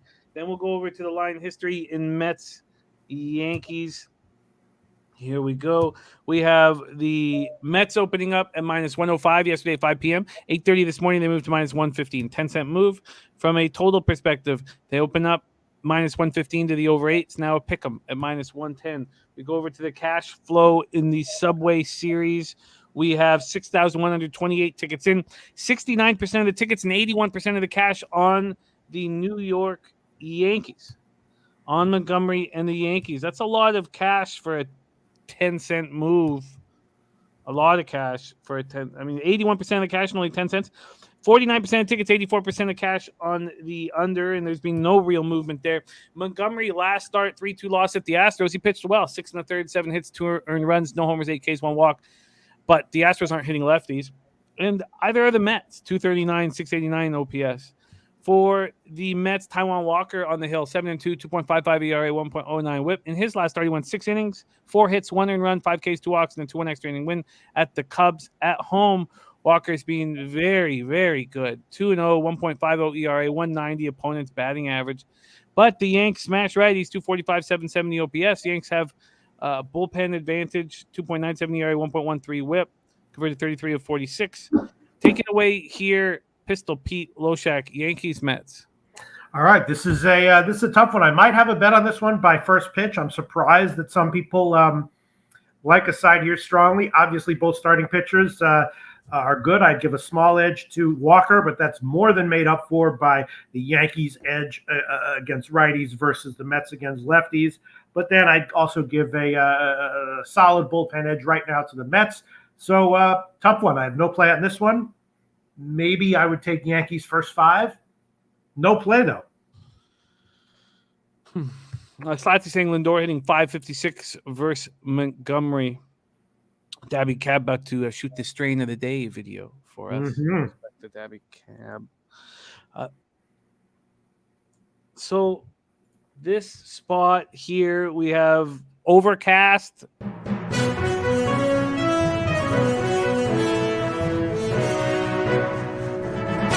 This is the Loshak in the bag. New York City weather for the Subway Series tonight, July 26th. New York Yankees versus New York Mets. We have a beautiful day today in New York. Mid-80s, slight wind blowing at game time from center field to right at about 9 miles per hour, tapering off to around 5 miles per hour during game time. Beautiful day for a game. Prediction for tonight's game, New York Mets team total over 3.5 minus 125, and over 8 for the full game minus 104. This is Dominic Gunarici for Pub Sports Radio. Loshak in the bag, boots on the ground, weather report for New York City. I had no idea. No one gave me a heads up about that. Love it. Shout out to Tommy Gumrici. That was dope. I wish the camera panned down and there was just two homeless people just giving it to each other. That's what I wished. Not fighting, Jose. No, different. I wanted like hardcore action there. Mets team total over 3.5 and the over 8 for Domi Gunrici. What do you think about that, Pistol Pete Loshak? Yeah, I mean, I think it's okay. I really have no opinion on this game as of right now. Yeah, both starters are decent. I've gotten a little bit burned recently with overs at Citi Field. No real opinion, although I might be on something by first pitch. But as of right now, it's a pass. Yeah, I don't feel very comfortable with an edge here either. I can understand why you're hesitant. And it's interesting that Domi thinks the Mets are going to get to the Yankees. I mean, I wouldn't be surprised there, especially late with the Yankees admittedly having some bullpen issues. I don't hate it. I don't even dislike it. Yeah, I'm hesitant to pull the trigger here as well. I'm going to keep thinking about it. But we do have looks from our cappers. Ron Crawford spreadsheet play today on the Yankees and our weatherman. Domi Gunrici on the Mets team total over 3.5 and the full game over 8. Eric Jones saying Yanks going to get the Walker. Good in the house says I'd like the Yanks and the over. So we go from the spreadsheet play of the day from Ron Crawford to the man celebrating his birthday today, 7:10 p.m. Eastern, San Diego Padres at Detroit Tigers, and red alert!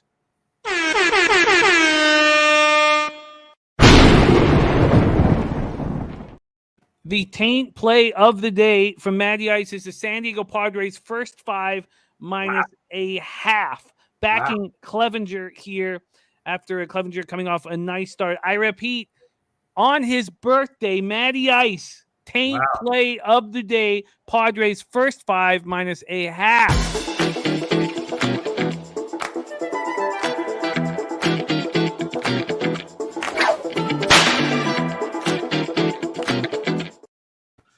Start with the weather in Detroit. 81 Fahrenheit, 7.9 miles per hour in.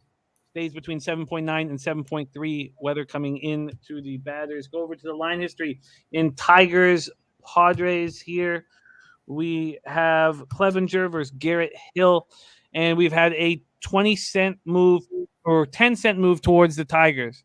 Tigers have gone from plus 170 to plus 160. Padres have gone from minus 200 to minus 180.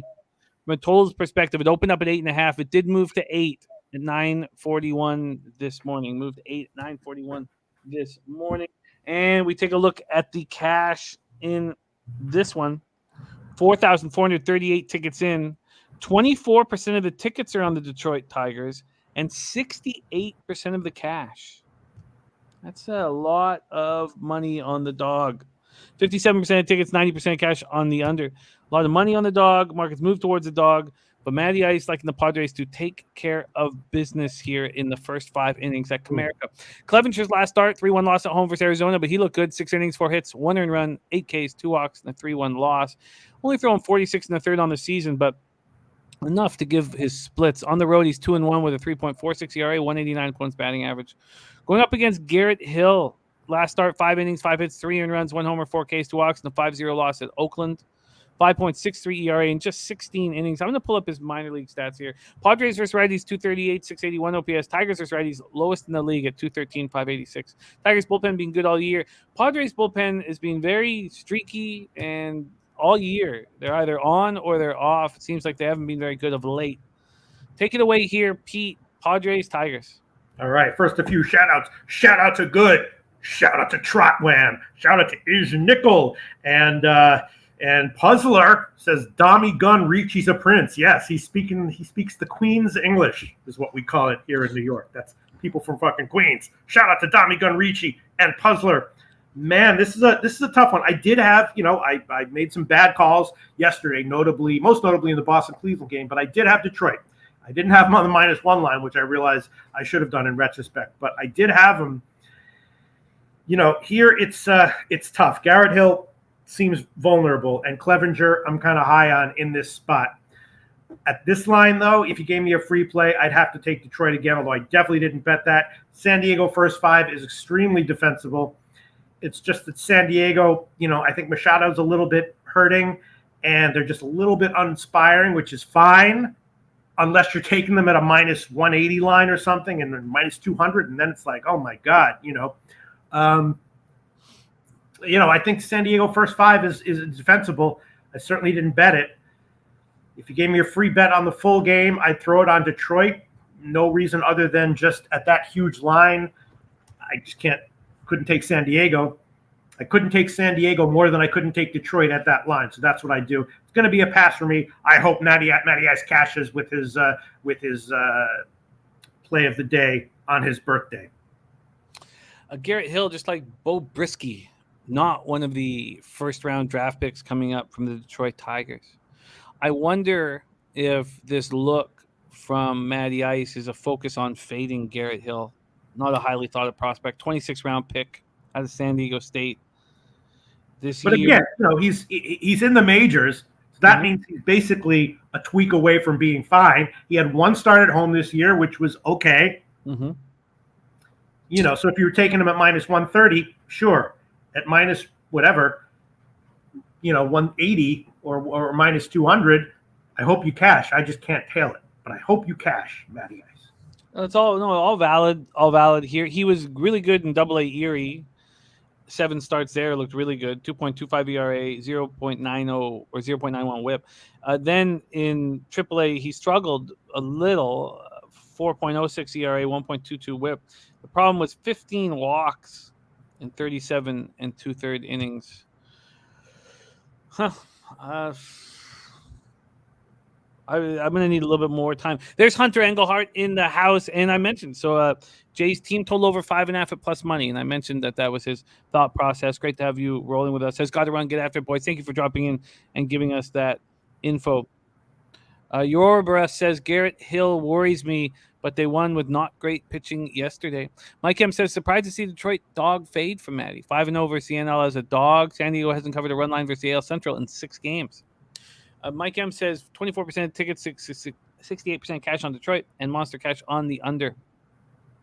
Very interesting spot here. Matty Ice taint play of the day is on the Padres' first 5 -0.5, and I'm interested. I'm going to spend a little more time on that.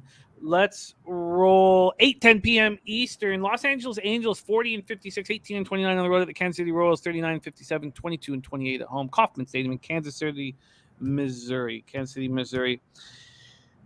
And listen, Johnny Gunn says Padres don't play Detroit in Detroit often, but when they do, they have never recorded a win there. That's interesting, Johnny. All right, Kauffman Stadium, Kansas City, Missouri.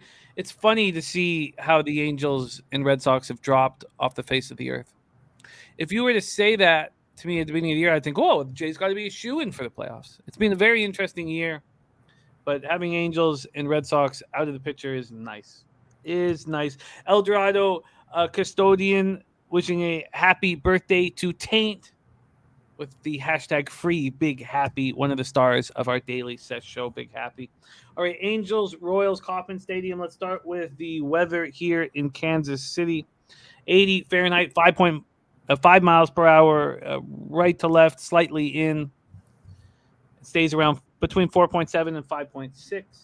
We'll go over to the line history in Kansas City. Juarez versus Zerpa. There's been no movement. The total opened at 8.5 minus 120 to the under and dropped to 8. Since then, it's gone to the over. It's actually 8.5, slightly juiced to the over.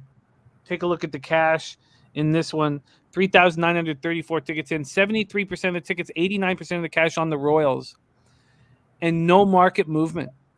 And the issue is Zerpa here, and I'm looking forward to talk about him. 65% of tickets and 57% of cash on the over. So some big bets coming in on the under. Matt Paulin says, Casey, easy money yesterday. Billy Friedrich says Angels under 87.5 season win tickets. Season wins ticket is looking nice. Nice job, Billy. That was a beautiful, beautiful bet. Zerpa, I'd like to talk about him before Suarez because he looked very good in that 3-1 win at Toronto. And these lefties can be tricky to figure out at the major league level. But between AA Northwestern Arkansas and AAA Omaha, he wasn't good. 2-5, 4.43 ERA, 1.43 whip, 69 Ks and 21 walks in 65 innings.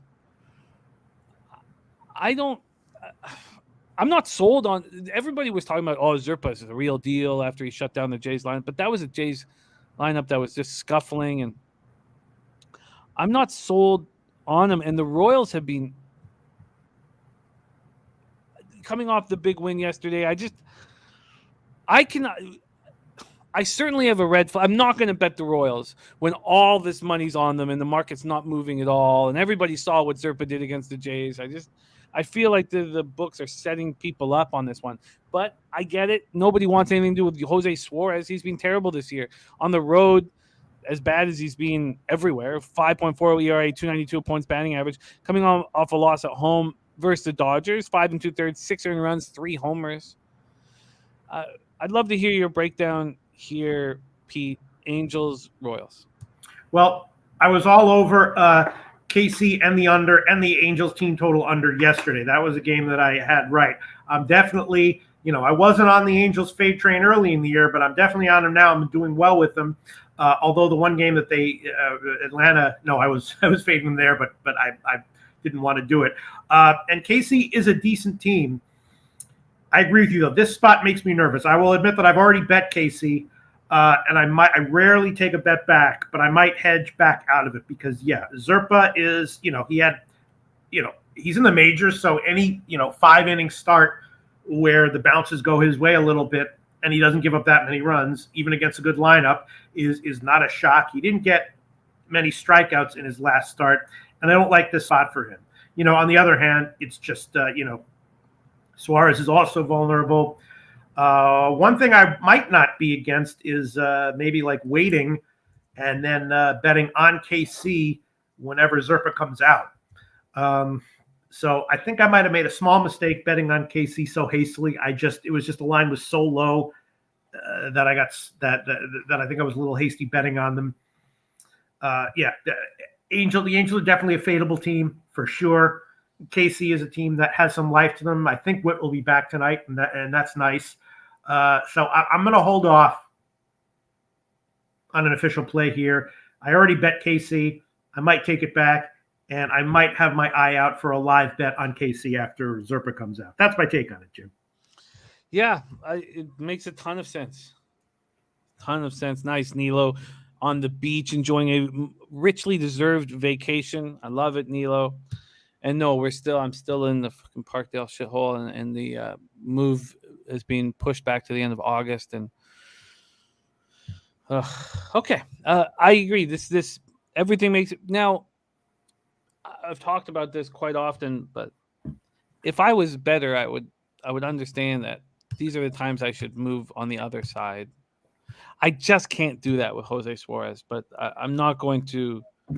The market's telling me enough with all the money on the Royals and no move that it's not a safe place to put your money. Let's move on. I will tell you another bet I made that definitely don't tail. I did bet run in the first inning on this one. Okay. I think one of these starters is not going to show up and will not show up early and will give up a couple runs. Interesting.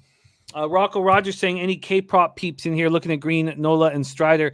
I tell you the man to watch. It's at 3:10 p.m. Eastern right here. It is Sharpie. Prize Picks the Balking Dead. He will be focusing on the player props, and he's going to be crushing them.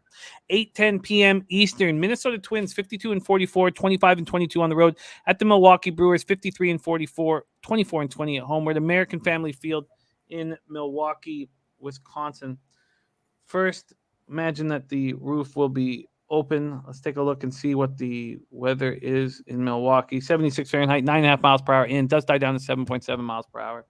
Take a look at the line history in this Twins-Brewers spot. Bundy versus Small. We have the Brewers opening up minus 120. They're now minus 115. A 5-cent move towards the Twins. From a total perspective, opening up at 9.5 at the pick'em. There's been a 15-cent move to the under. It's now at minus 125. There's Tron Hopkins in the house. Nice to see you. By the way, Pat Kappa is looking at Strider. The only thing stopping me at the moment is first back-to-back road starts. Interesting. I like it. Yeah, I don't necessarily love Strider or Atlanta as the game goes on. I just like him early. First 3 innings, I like him. Yeah, no, I feel you, man. Here, sorry, I was looking at so Twins Brew Crew here. 2,912 tickets in, 67% of the tickets, 99% of the cash on Minnesota. Now, there's just 2,912 tickets in, but that is an alarming amount of cash on Bundy. Alarming. And only having a 5-cent move towards him. Very, very, very strange. Then we have 56% of tickets, 99% of the cash on the under. Billy Friedrich says, Bundy Day. Bundy Day. Bundy's last start, he went 5 1/3, 5 hits, 3 runs, no homers, 3 Ks, 1 walk, and a 6-3 win at home versus the White Sox. Thank you. Thank you, Jose, my friend. I think that's your best work, but I do love the new addition to the family, and that is Rue McClanahan. I love that. Your work is exceptional, as always. Going up against 25-year-old Ethan Small, first-round pick, 28th overall, out of Mississippi State. Listen to these AAA numbers. They're wild, Pete. AAA Nashville, he was very good, and I always find these lefties and the soft tossers are tricky at the major league level. But he was good in AAA Nashville. 6-4, 3.34 ERA, 1.24 WHIP, 81 Ks and 72 2/3. Only allowed 6 home runs. But what he did allow was 40 walks and 72 2/3. That's a lot of walks. Dangerous amount of walks. Twins bullpen, Brewers bullpen now is a 3.91 ERA, 1.23 WHIP. I mean, we thought this bullpen was going to be elite. They've not shown us that. This is a fascinating game, Pete. I can't wait to hear your breakdown. Take it away, Twins, Brewers. Yeah, I was thinking about taking a shot with Minnesota team total under. Sano's back, first of all, which is that's not necessarily great for this game, but I think excellent, long term. Next few weeks or so. And yeah, Small is just a guy who has control issues. When he's on his game, excellent pitcher. When the control issues pop up, it's like I was watching a Little League game in Williamsburg a couple weeks ago, and it was just like, the pitcher there, great stuff, great velocity, but just couldn't friggin' throw it over the plate.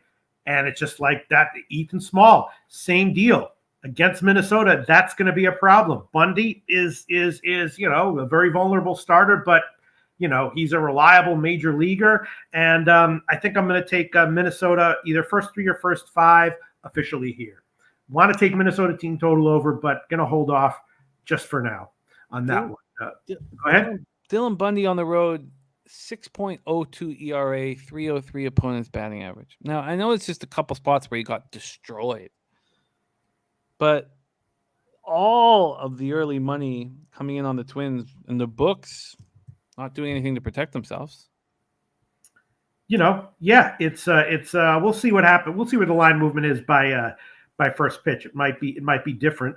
That's worth noting. It's just, I don't trust. I trust Ethan Small for a couple innings, and I know he's on a pitch count, so it's possible he'll throw 3 or 4 nice innings and then yank him even if he's doing well. And if that happens, okay. But at this line, I think there's some value with Minnesota early, either first 5 or first 3. Jim?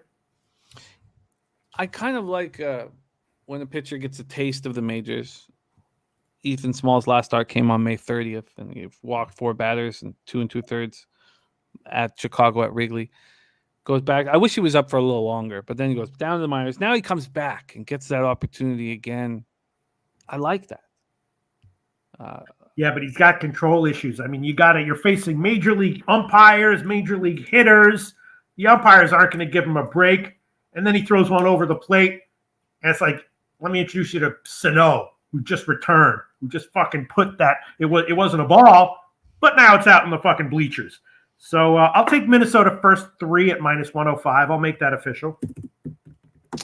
All right. And Nate Serna leaning King Kong Bundy. King Kong Bundy for Nate. Sorry, can you give me the official spot one more time, Pete? Twins first 3 -105. And I kind of like the first 5 as well, just because, if Small isn't having control issues early, then I think it's very likely that he'll develop them in subsequent innings. So I might double up here. Okay, well, we will revisit it. Am I allowed to do that? Am I allowed to take a first 3 and a first 5? Yes, you are. Very much so. Okay, I'll do that. I'll also take first 5, and I'll line shop for that. Let me see what Pinnacle has. Yeah, it's a little risky. I don't love doubling up with Bundy, but I just think it's such a treacherous thing when you have a youngster with control issues and facing a legit lineup. I mean, if he was facing Boston here, it might be a different case. But let's see. Christopher Comentini leaning Kelly Bundy. We may need that. All right, -106 at Pinnacle. Oh, you already had it. I can't believe you already had it. You already had it. I think. Okay, all right, let's move on. Okay, I can't believe you already had that in the holster. I didn't see that in the holster. All right, we move on. Oh, sorry, Pete. What did you get first 5? -106 at Pinnacle. All right, so Pete on Twins first 3 -105, first 5 -106. Let's move on to 8:40 p.m. Eastern. Chicago White Sox at Colorado Rockies. White Sox 48, 27-21 on the road. All of a sudden, that ridiculous $400 bet at -140 to win the division is not quite as ridiculous. Although I could have got +125, 3 days ago. Maybe now. I'll see what it is now, but I don't feel quite as horrible. Kopech 3-6, 3.36 ERA, 1.18 WHIP, 83 innings, 74 Ks, 42 walks, 10 home runs in this last start. 5 innings, 5 hits, 2 earned runs, no homers, 2 Ks, 4 walks, 6-2 in Minnesota. On the road, being a little worse than he's been at home, but he's been good everywhere. Herman Marquez, 6-7, 5.47 ERA, 1.44 WHIP, has allowed 18 home runs in his last 103 and 2/3 innings this year. But his last start was pretty good. 6 2/3, 6 hits, 2 earned runs, 4 Ks, no walks, and a 13-2 win at home versus the Pirates. That lowered his home ERA to 6.63. And opponents are hitting 311 off of them. White Sox still don't hit righties. 250, 675 OPS. The Rockies don't hit them either. 249, 701 OPS. Rockies bullpen 4.66 ERA, 1.39 WHIP. Not very good, but have converted 28 of 37 save opportunities, which is impressive. Von Polo says, I'll be glad when you guys figure out when the trip is so I can put my time in at work and school is about to start. I need to know what's up. Oh, Von Polo, I will let you know as soon as we can. We're still just raising funds with our buy a beer or buy a coffee thing that we're doing. And it's going to be really fun because we'll be in Pistol Pete Loshak's neck of the woods. And that means he will be joining us for that extravaganza. I'm going to copy and paste Tommy Guns action. Mets over 8, -104. Mets team total over 3.5, -125. Tigers under 8.5 at -130. And Oakland first 5 or under 3.5 for the A's game. Okay, so let's just go over to the weather first in Colorado at Coors Field. See what we are dealing with. 84 Fahrenheit, 10.2 miles per hour, right to left, but in. Then it becomes straight right to left with possible light rain. Then in the last hour, it starts blowing out slightly to left field. So a lot of weather changes in that one. Go over to the line history of this Rockies White Sox spot. We have no movement whatsoever. There was a 5-cent move at 7:40 in the morning, came back, so no movement. White Sox slight road favorites, and this total opened up at 10.5, moved to 11, and still slightly juiced to the under, so not a lot of movement at all. When we take a look at the cash, we have 3,719 tickets in, 75% of tickets, 79% of cash on the White Sox and Kopech, 57% of tickets and 99% of cash on the over. Now just 3,700 tickets counted. Billy Friedrich is on the White Sox full game and White Sox team total over 5.5. Razor Sharp picks, hour 45 minutes away from AC. Can't wait, he says. Man, we can't wait either. It's going to be so much fun. Much love. Dommy Gun Ricci says, got to bounce. Love you, fam. Don't forget anyone in or coming next week to Vegas, August 2nd to 9th at the Orleans Sportsbook is the headquarters for Dommy Gun Ricci and a bunch of the low baggers. August 2nd to 9th at the Orleans. Take it away, Pete. Talk to us. White Sox, Rockies. Well, I did bet the White Sox on the opening line. I took them -1 and a little bit -1.5.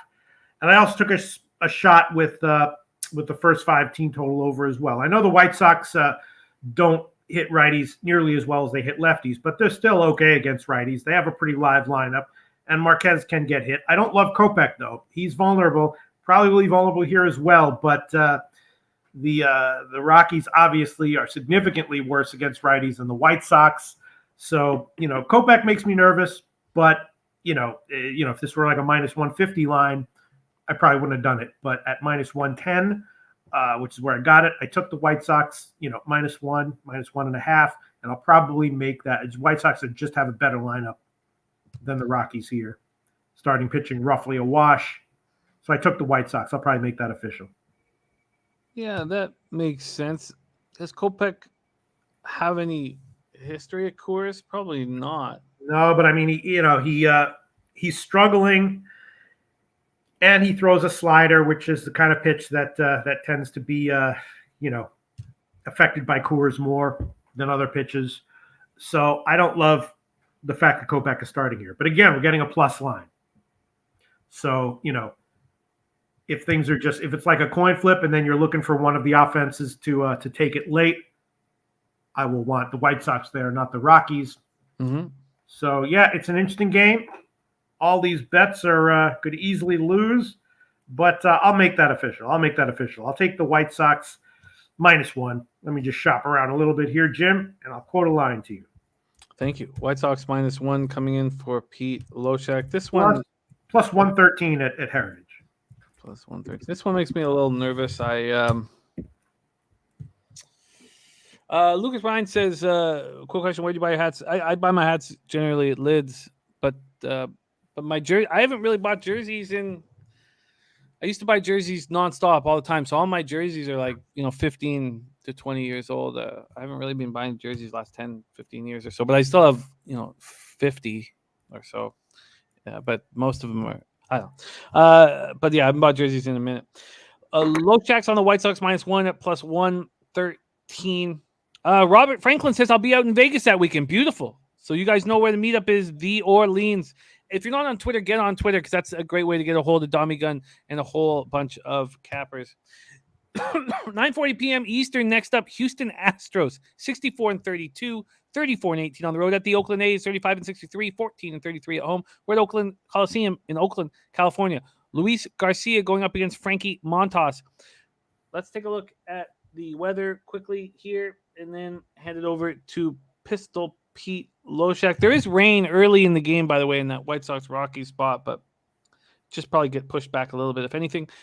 6.6 miles per hour out. 10.5 miles per hour out to right field. 64 Fahrenheit, 10.5 miles per hour out. That's down to 8.5. We know that we're wind swirls there at Oakland Coliseum, so it's not too big of a deal.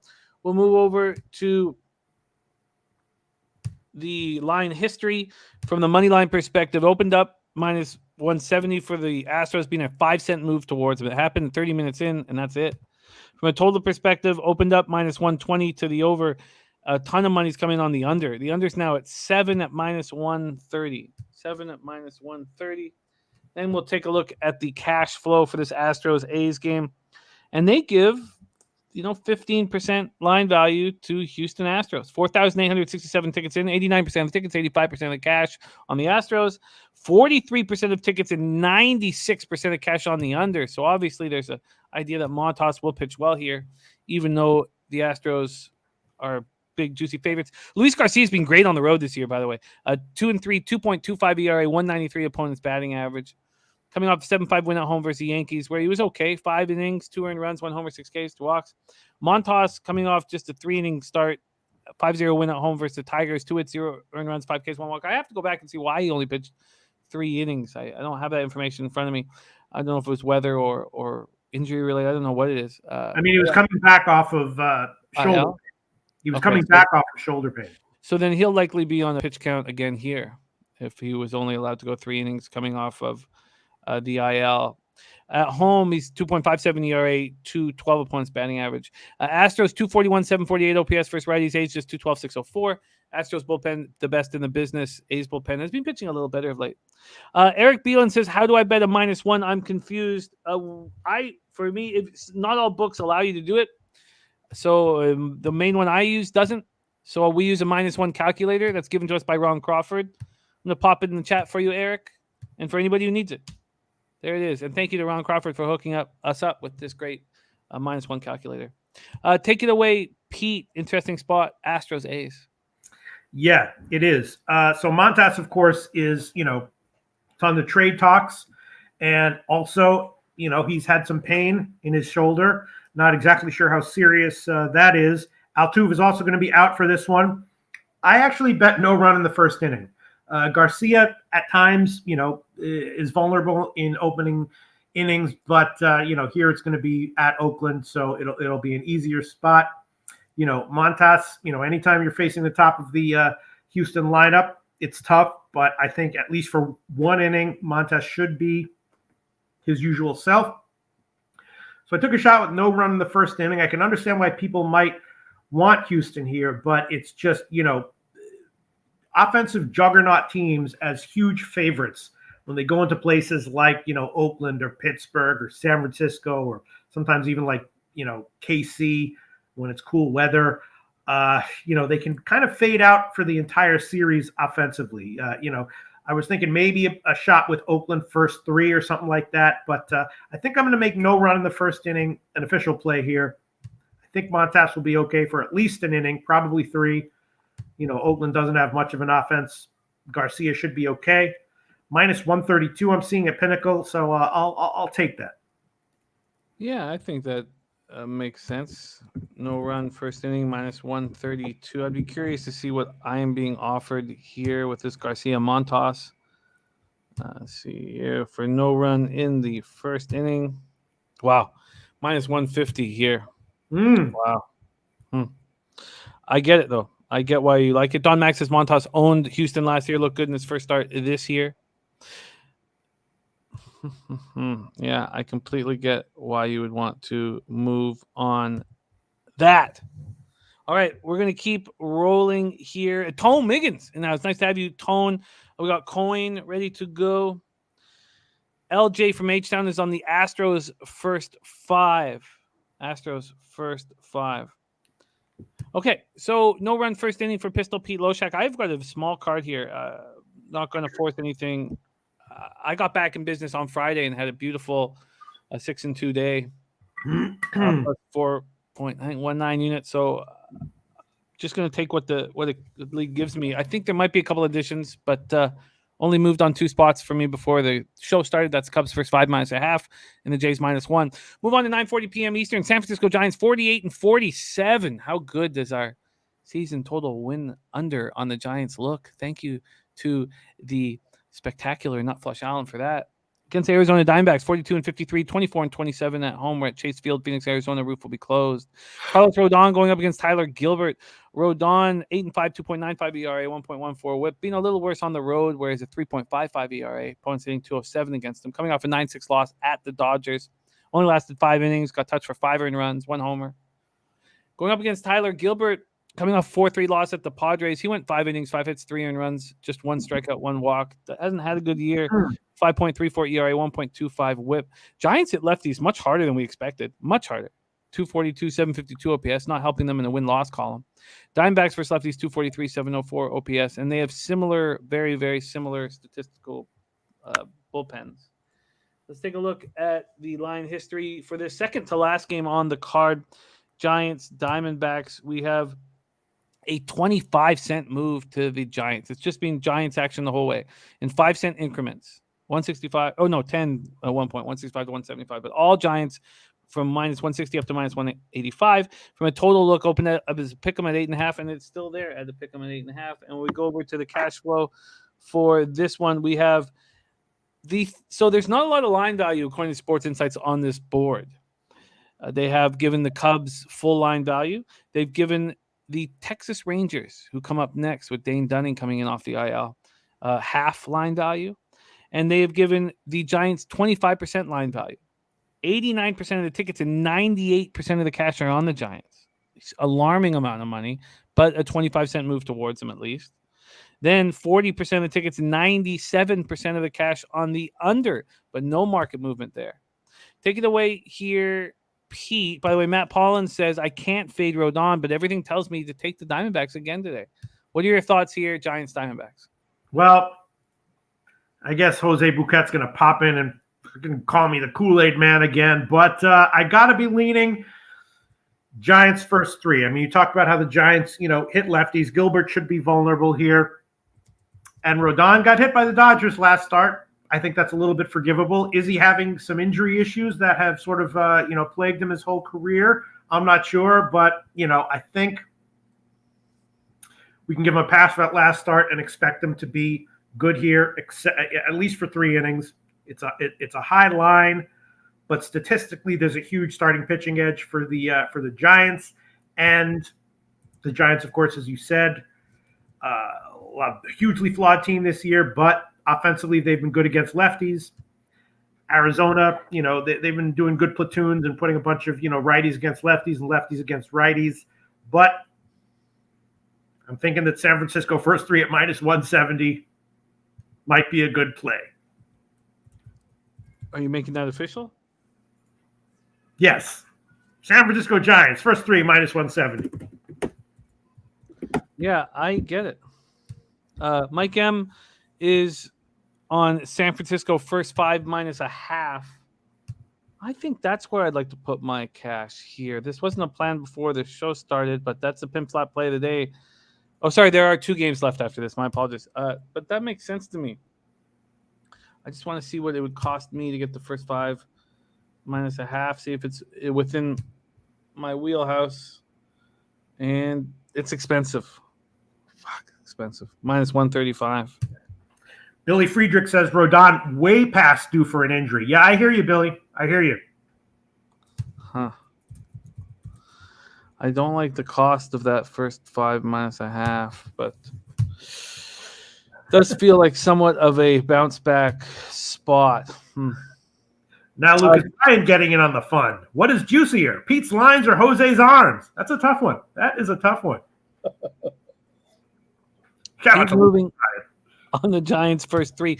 Mike M saying 40-3 trend for San Francisco first 5 full game. A run line even has value on a smash spot for me. Rodney Barton like in the no run first inning. Don Mack says Rodon, a couple bad starts, bounce back big each time.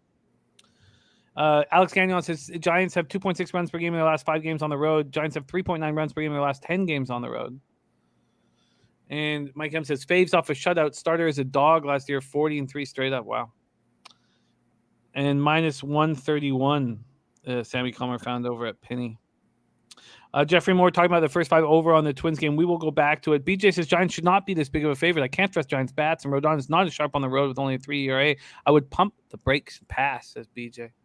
And Rodney Barton saying Gilbert 5-1 to the no-run first inning. Interesting. I didn't know that.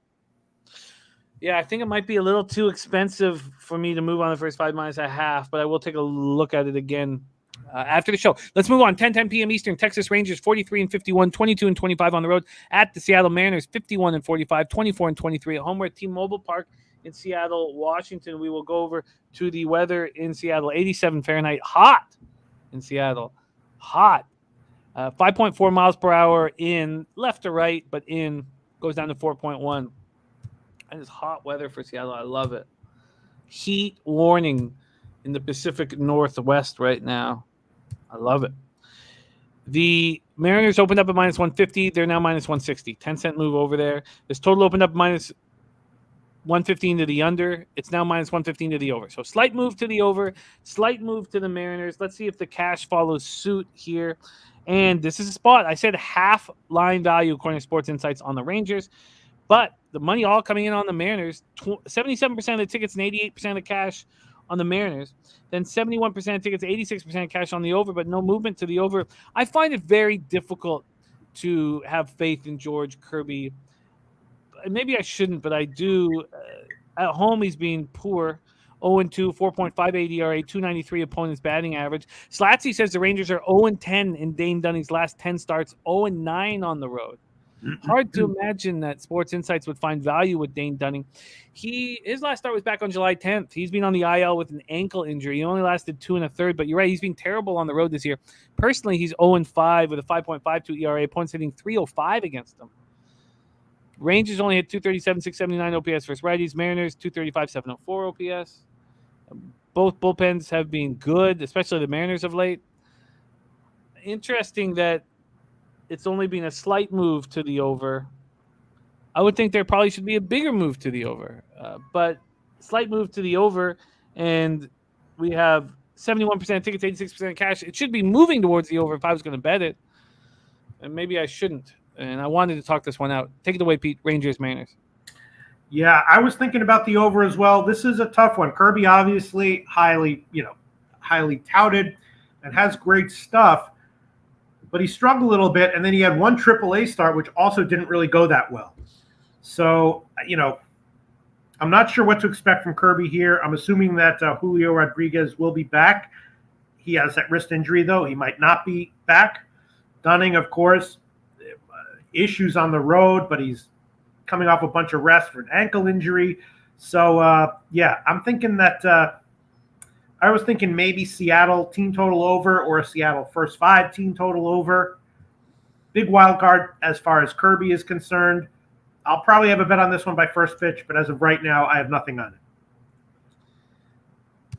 A question here about, I know that you've talked in the past about having some interest in these pitchers when they come off the IL and it's not an arm injury. Yeah, but Dunning kind of sucks, so I wouldn't put him in that category. Yeah, I understand. I would love to see the batter versus pitcher numbers from Dunning here, because what's keeping you off the over? Because Rodriguez could be out, and Kirby could be lights out. And you're right; these guys do hit Dunning very hard. Tons of guys batting over 375 or 400. It's small sample size. Astute Chaos in the house. What up, Astute? My guy. Okay, well, I guess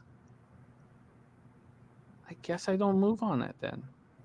Let's go on to 10:10 p.m. Eastern. Washington Nationals 32-65, 17-29 on the road. The LA Dodgers 64-30, 34-13 at home. We're at Dodger Stadium in Los Angeles, California. This one's fascinating. 73 Fahrenheit. It's funny that it's so much hotter in Seattle than it is in LA.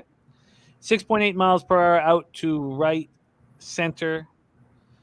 Stays between 6.8 and 5.2. From a line history perspective, this gray versus white start, there's been a 15-cent move toward the Dodgers have gone from minus 260 to minus 245, so 15 cents a move in there. 10 cents for the Nats, who've gone from plus 215 to plus 205. Shout out to Jose Bouquet, who had the balls to bet the Nationals yesterday. There's been a 5-cent move to the over, and that did surprise me, Pete. I kind of looked at this pitching matchup and thought that money would come in on the under.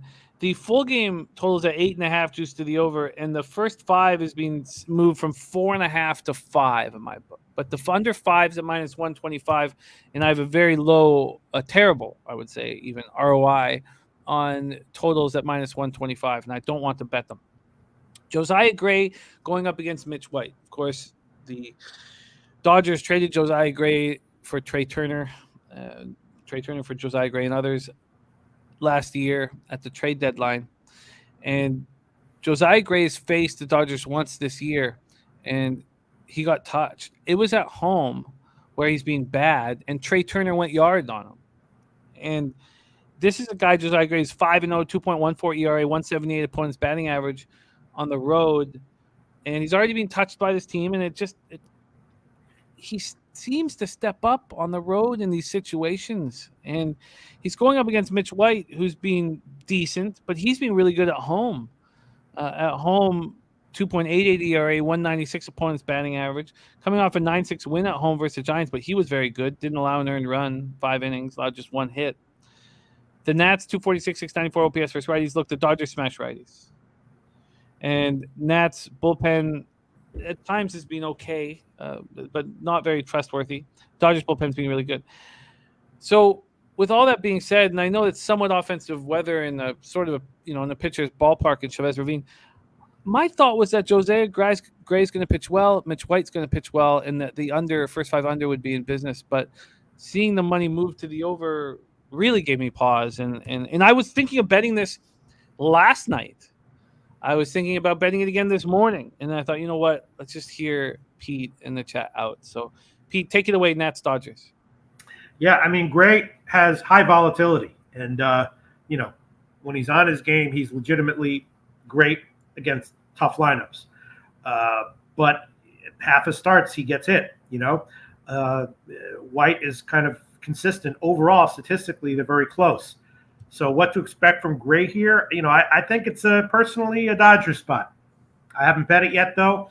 I might have something by first pitch, but it's obviously I can't pull the trigger. If I'm going to bet either way, I'm probably going to try to take a dog line because of high volatility associated with Gray and with the Washington lineup.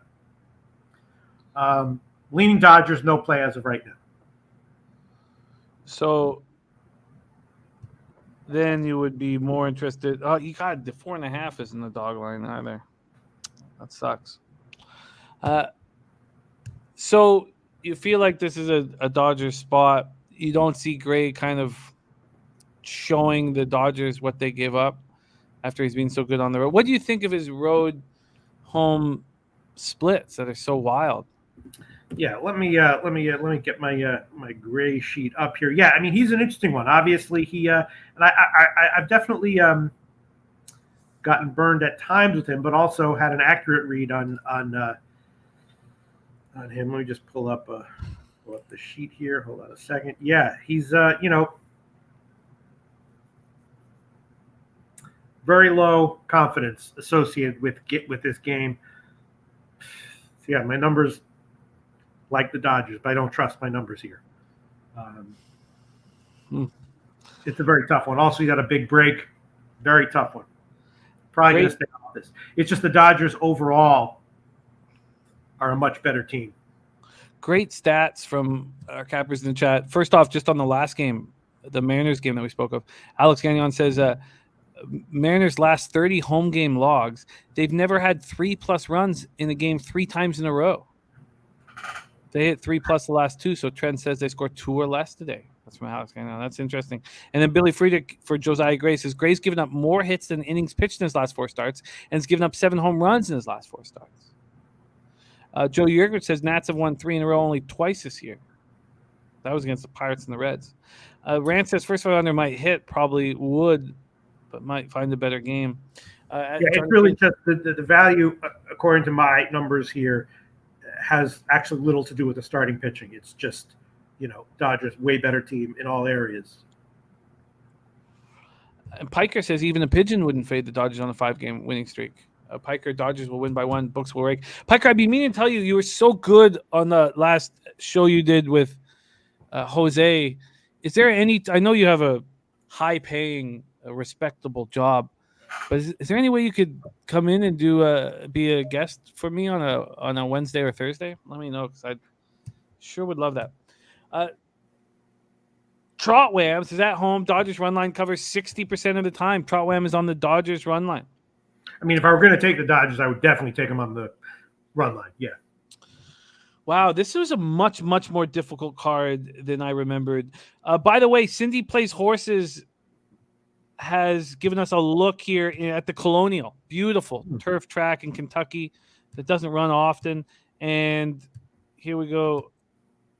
There is her look. So she's on in race 3, Unleash the Spirit. That starts in 30 minutes, by the way. Jose, my friend. Pete, I didn't know that you did commercials. I do. Sure. Definitely. Yeah, I went digging through the archives. What are you talking about? And I saw this commercial that you're in, and I thought that we should show it to everyone. Oh, yeah. Uh-oh. Huh? Wow, it's really weird. You and Pete Rose buddies? Man, Jose is get it. motivated. I didn't get it today. I just love Pete Rose's noise at the end of this, too. Oh, yeah. Uh-oh. Huh? Huh?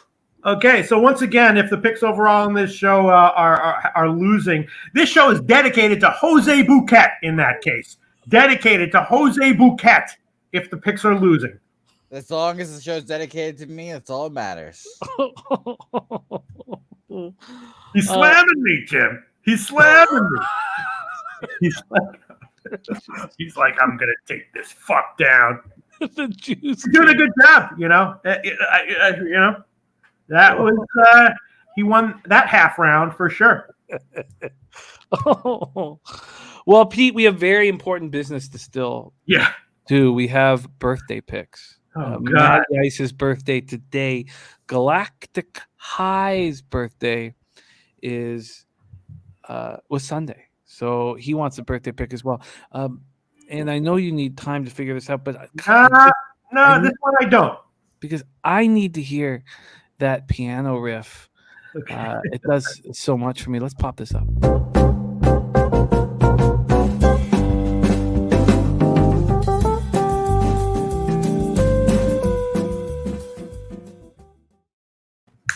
Pistol. Yeah, hell yeah. You want me to sing over that? I'll sing birthday pick and I'll scat over it. Yeah, I'd love you to scat, man. There's not enough scatting done these days, man. No. All right.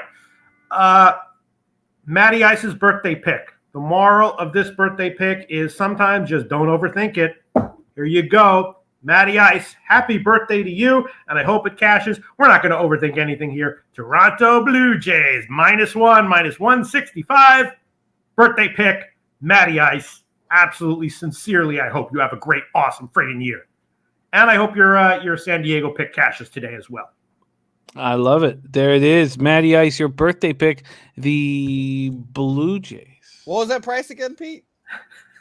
What was that price again? I'm just like, this is like a fucking heavyweight fight where the guy's just getting lit.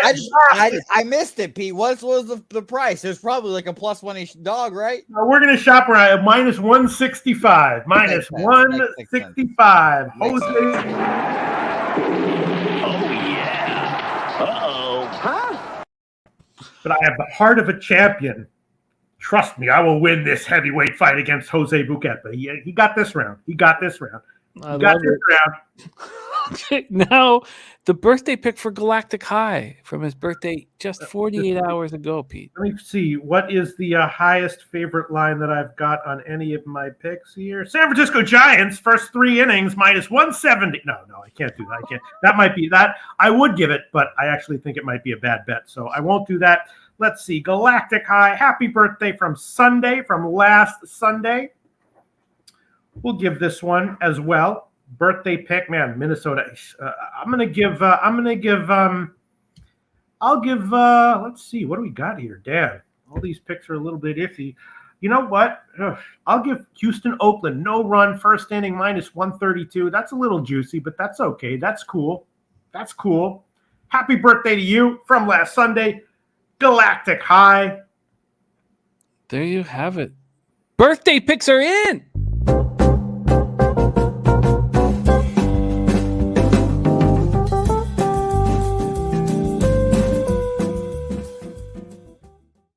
Let's do a final review of action. I'm on the Cubs first 5 -0.5 -125. That pops off in 1 hour and 4 minutes.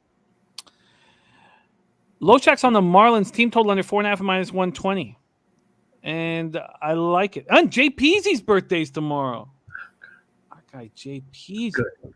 Get that here copied and pasted so we can give the band the love that he deserves. Let's get Jay Peasy up here so I can remember that.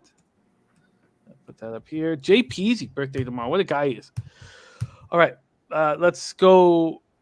I think I'm going to roll with you on that Marlins team total under and maybe move on the Reds. But there's that fear. We don't know exactly what Lopez could give us. So I like your look on the team total under for the Marlins. I'm joining. Loshak then moves on the Braves first 3 at minus 125 and the no-run first inning at minus 130. That was another move that I do like as well. I'm going to be moving on. Our guy Viper, NB, he's on the Cubs first 5 minus a half. With me, he's on the Braves money line, and he's also on the Dodgers on the run line, minus 1.5, and the Astros minus 1.5. Pistol Pete Loshak is on the Rays first 3 at minus 170, and the no-run first inning in Rays Orioles at minus 120. No. Only the no-run first inning. Oh. Yeah.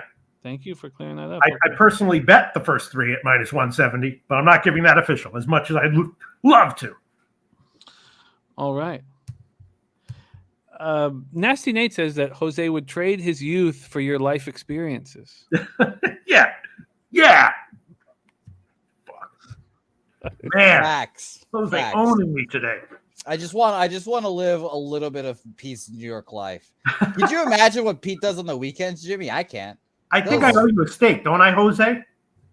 Well, I mean, the steak from a long time ago, from the last time you embarrassed me.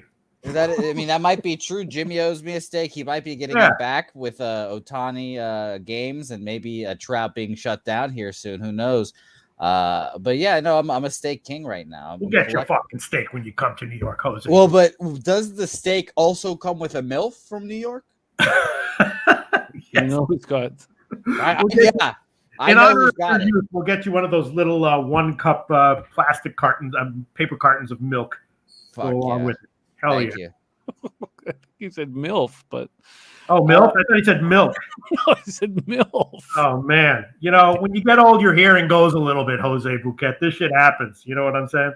Pete, you're on the Blue Jays minus 1, as am I. By the way, Cambridge back to the Vegas Aces. Sammy doubling up on Aces futures. You were close to moving on the Cardinals team total under. Is that move you want to make? Yeah. You do? No. We'll hold on. I'm going to pull that off here. All right. Then Loshak's on the Guardians on the minus 1 line at plus 161. There you go. I'm going to tail that. So it looks like I'll have 3 additions. I'm going to go with the Guardians here. Guardians team total over 4.5 minus 109 for Jose Bouquet. Then Domi Gunricci's on the Mets team total over 3.5 and the over 8 in Yankees Mets. And Ron Crawford's spreadsheet play of the day is the Yankees. Matty Ice's taint play of the day is the Padres first 5 minus a half. Angels Royals, we stayed off. Loshak moved a double up on the Twins. First 3 minus 105, first 5 minus 106. Loshak's on the White Sox minus 1 at plus 113. The no-run first inning at minus 132, and Astros, A's, and the Giants first 3 at minus 170. And that is today's show. There you go, buddy. There you go. Thank you guys so much for rolling with us. A big happy birthday to our man, Matty Ice, and all of the love and light and positivity we can possibly send to Puzzler and to Tim Steves. We love you both very, very much, and sending as much love and positivity and prayers and healthy energy your way from all of us. And we have no show without you guys. We love you so much. Stanka, great to see you. Don't forget, Cindy Plays Horses gave us that look at Colonial. That's in 21 minutes. Unleash the Spirit at 10-1. She's win placing that. Mike M, Sammy, Johnny Guns. Johnny Guns says, what was the Braves pick one more time? The Braves pick was the Braves first 3 minus 125 and no run first inning at minus 130. That was what I was jumping on, was the no run first inning. And Caleb Bilby saying no run first innings went 10-2 yesterday. 10-2 yesterday. Joe Yurkovich is on Juan Soto to get a hit and the Dodgers money line. That becomes a plus 140 spot. Plus 140 spot. Topset says, happy birthday. Take the Giants for $2. a minus 180. Fireside, Jay Peasy. We're going to be celebrating your birthday here on the show tomorrow. Coin, Joe Yurkovich, Poker Addicted 79, Trot Wham, Lucas Ryan, Don Mack, Eldorado Custodian, Mark Schillingberg, Billy Friedrich, Viper NB, Danny Lopez, Jeffrey Moore, Matt Paulins, Rants. There's so many of you we want to thank. Mr. Vape. Thank you guys. Johnny K. We're so thankful to cap with you. Alex Gagnon. Take care of those sardines for us. Pete, my friend, would you like to put Ricardo Gutierrez, Leroy Flood, Pistol Pete, any last word? And thank you guys. Truly, having this opportunity to cap with you guys is just brings so much levity and life and fun to my life. So I'm so thankful to have this opportunity. Pete, any last words before we put a bow on this bad boy? Absolutely. Usually I do a joke with the last words. No joke this time. Huge shout out to Puzzler. We love you. We're thinking about you. And huge shout out to you, Puzzler. Yeah, I've got a joke. Pete, are you coming to the Throwdown Thursday this week? Foxy Boxing this week, Pete. Thursday night, 1 a.m., 2 a.m., 3 a.m., 4 a.m., fights all night. I'll be on the call. It's going to be a great time. The only strip club in San Antonio whose business model is to stay open longer than all the other strip clubs in San Antonio. I like that. So come on by and watch some Foxy Boxing. Pete, you'll get action like this every week. Oh boy, do we call it black? I knew it. I told you. Irresistible. Just horrific. All the young woman wanted to do was get her titty back in her shirt. And she has to take a gut punch for that. A rib breaker for that. Just I couldn't think of anything better to come after my sincere shout out to Puzzler than that. Thank you very much. Jose Bouquet. Absolutely. Eric Small, much love to you, my man. Billy Friedrich, let's get that cash, you guys. On behalf of all of us at Pub Sports Radio and Jeff Slaughter, all of us, thank you. Thank you to my producer, Jose. He was excellent today. Let's get that cash. Leche. Hey, those bookmakers milk that shit.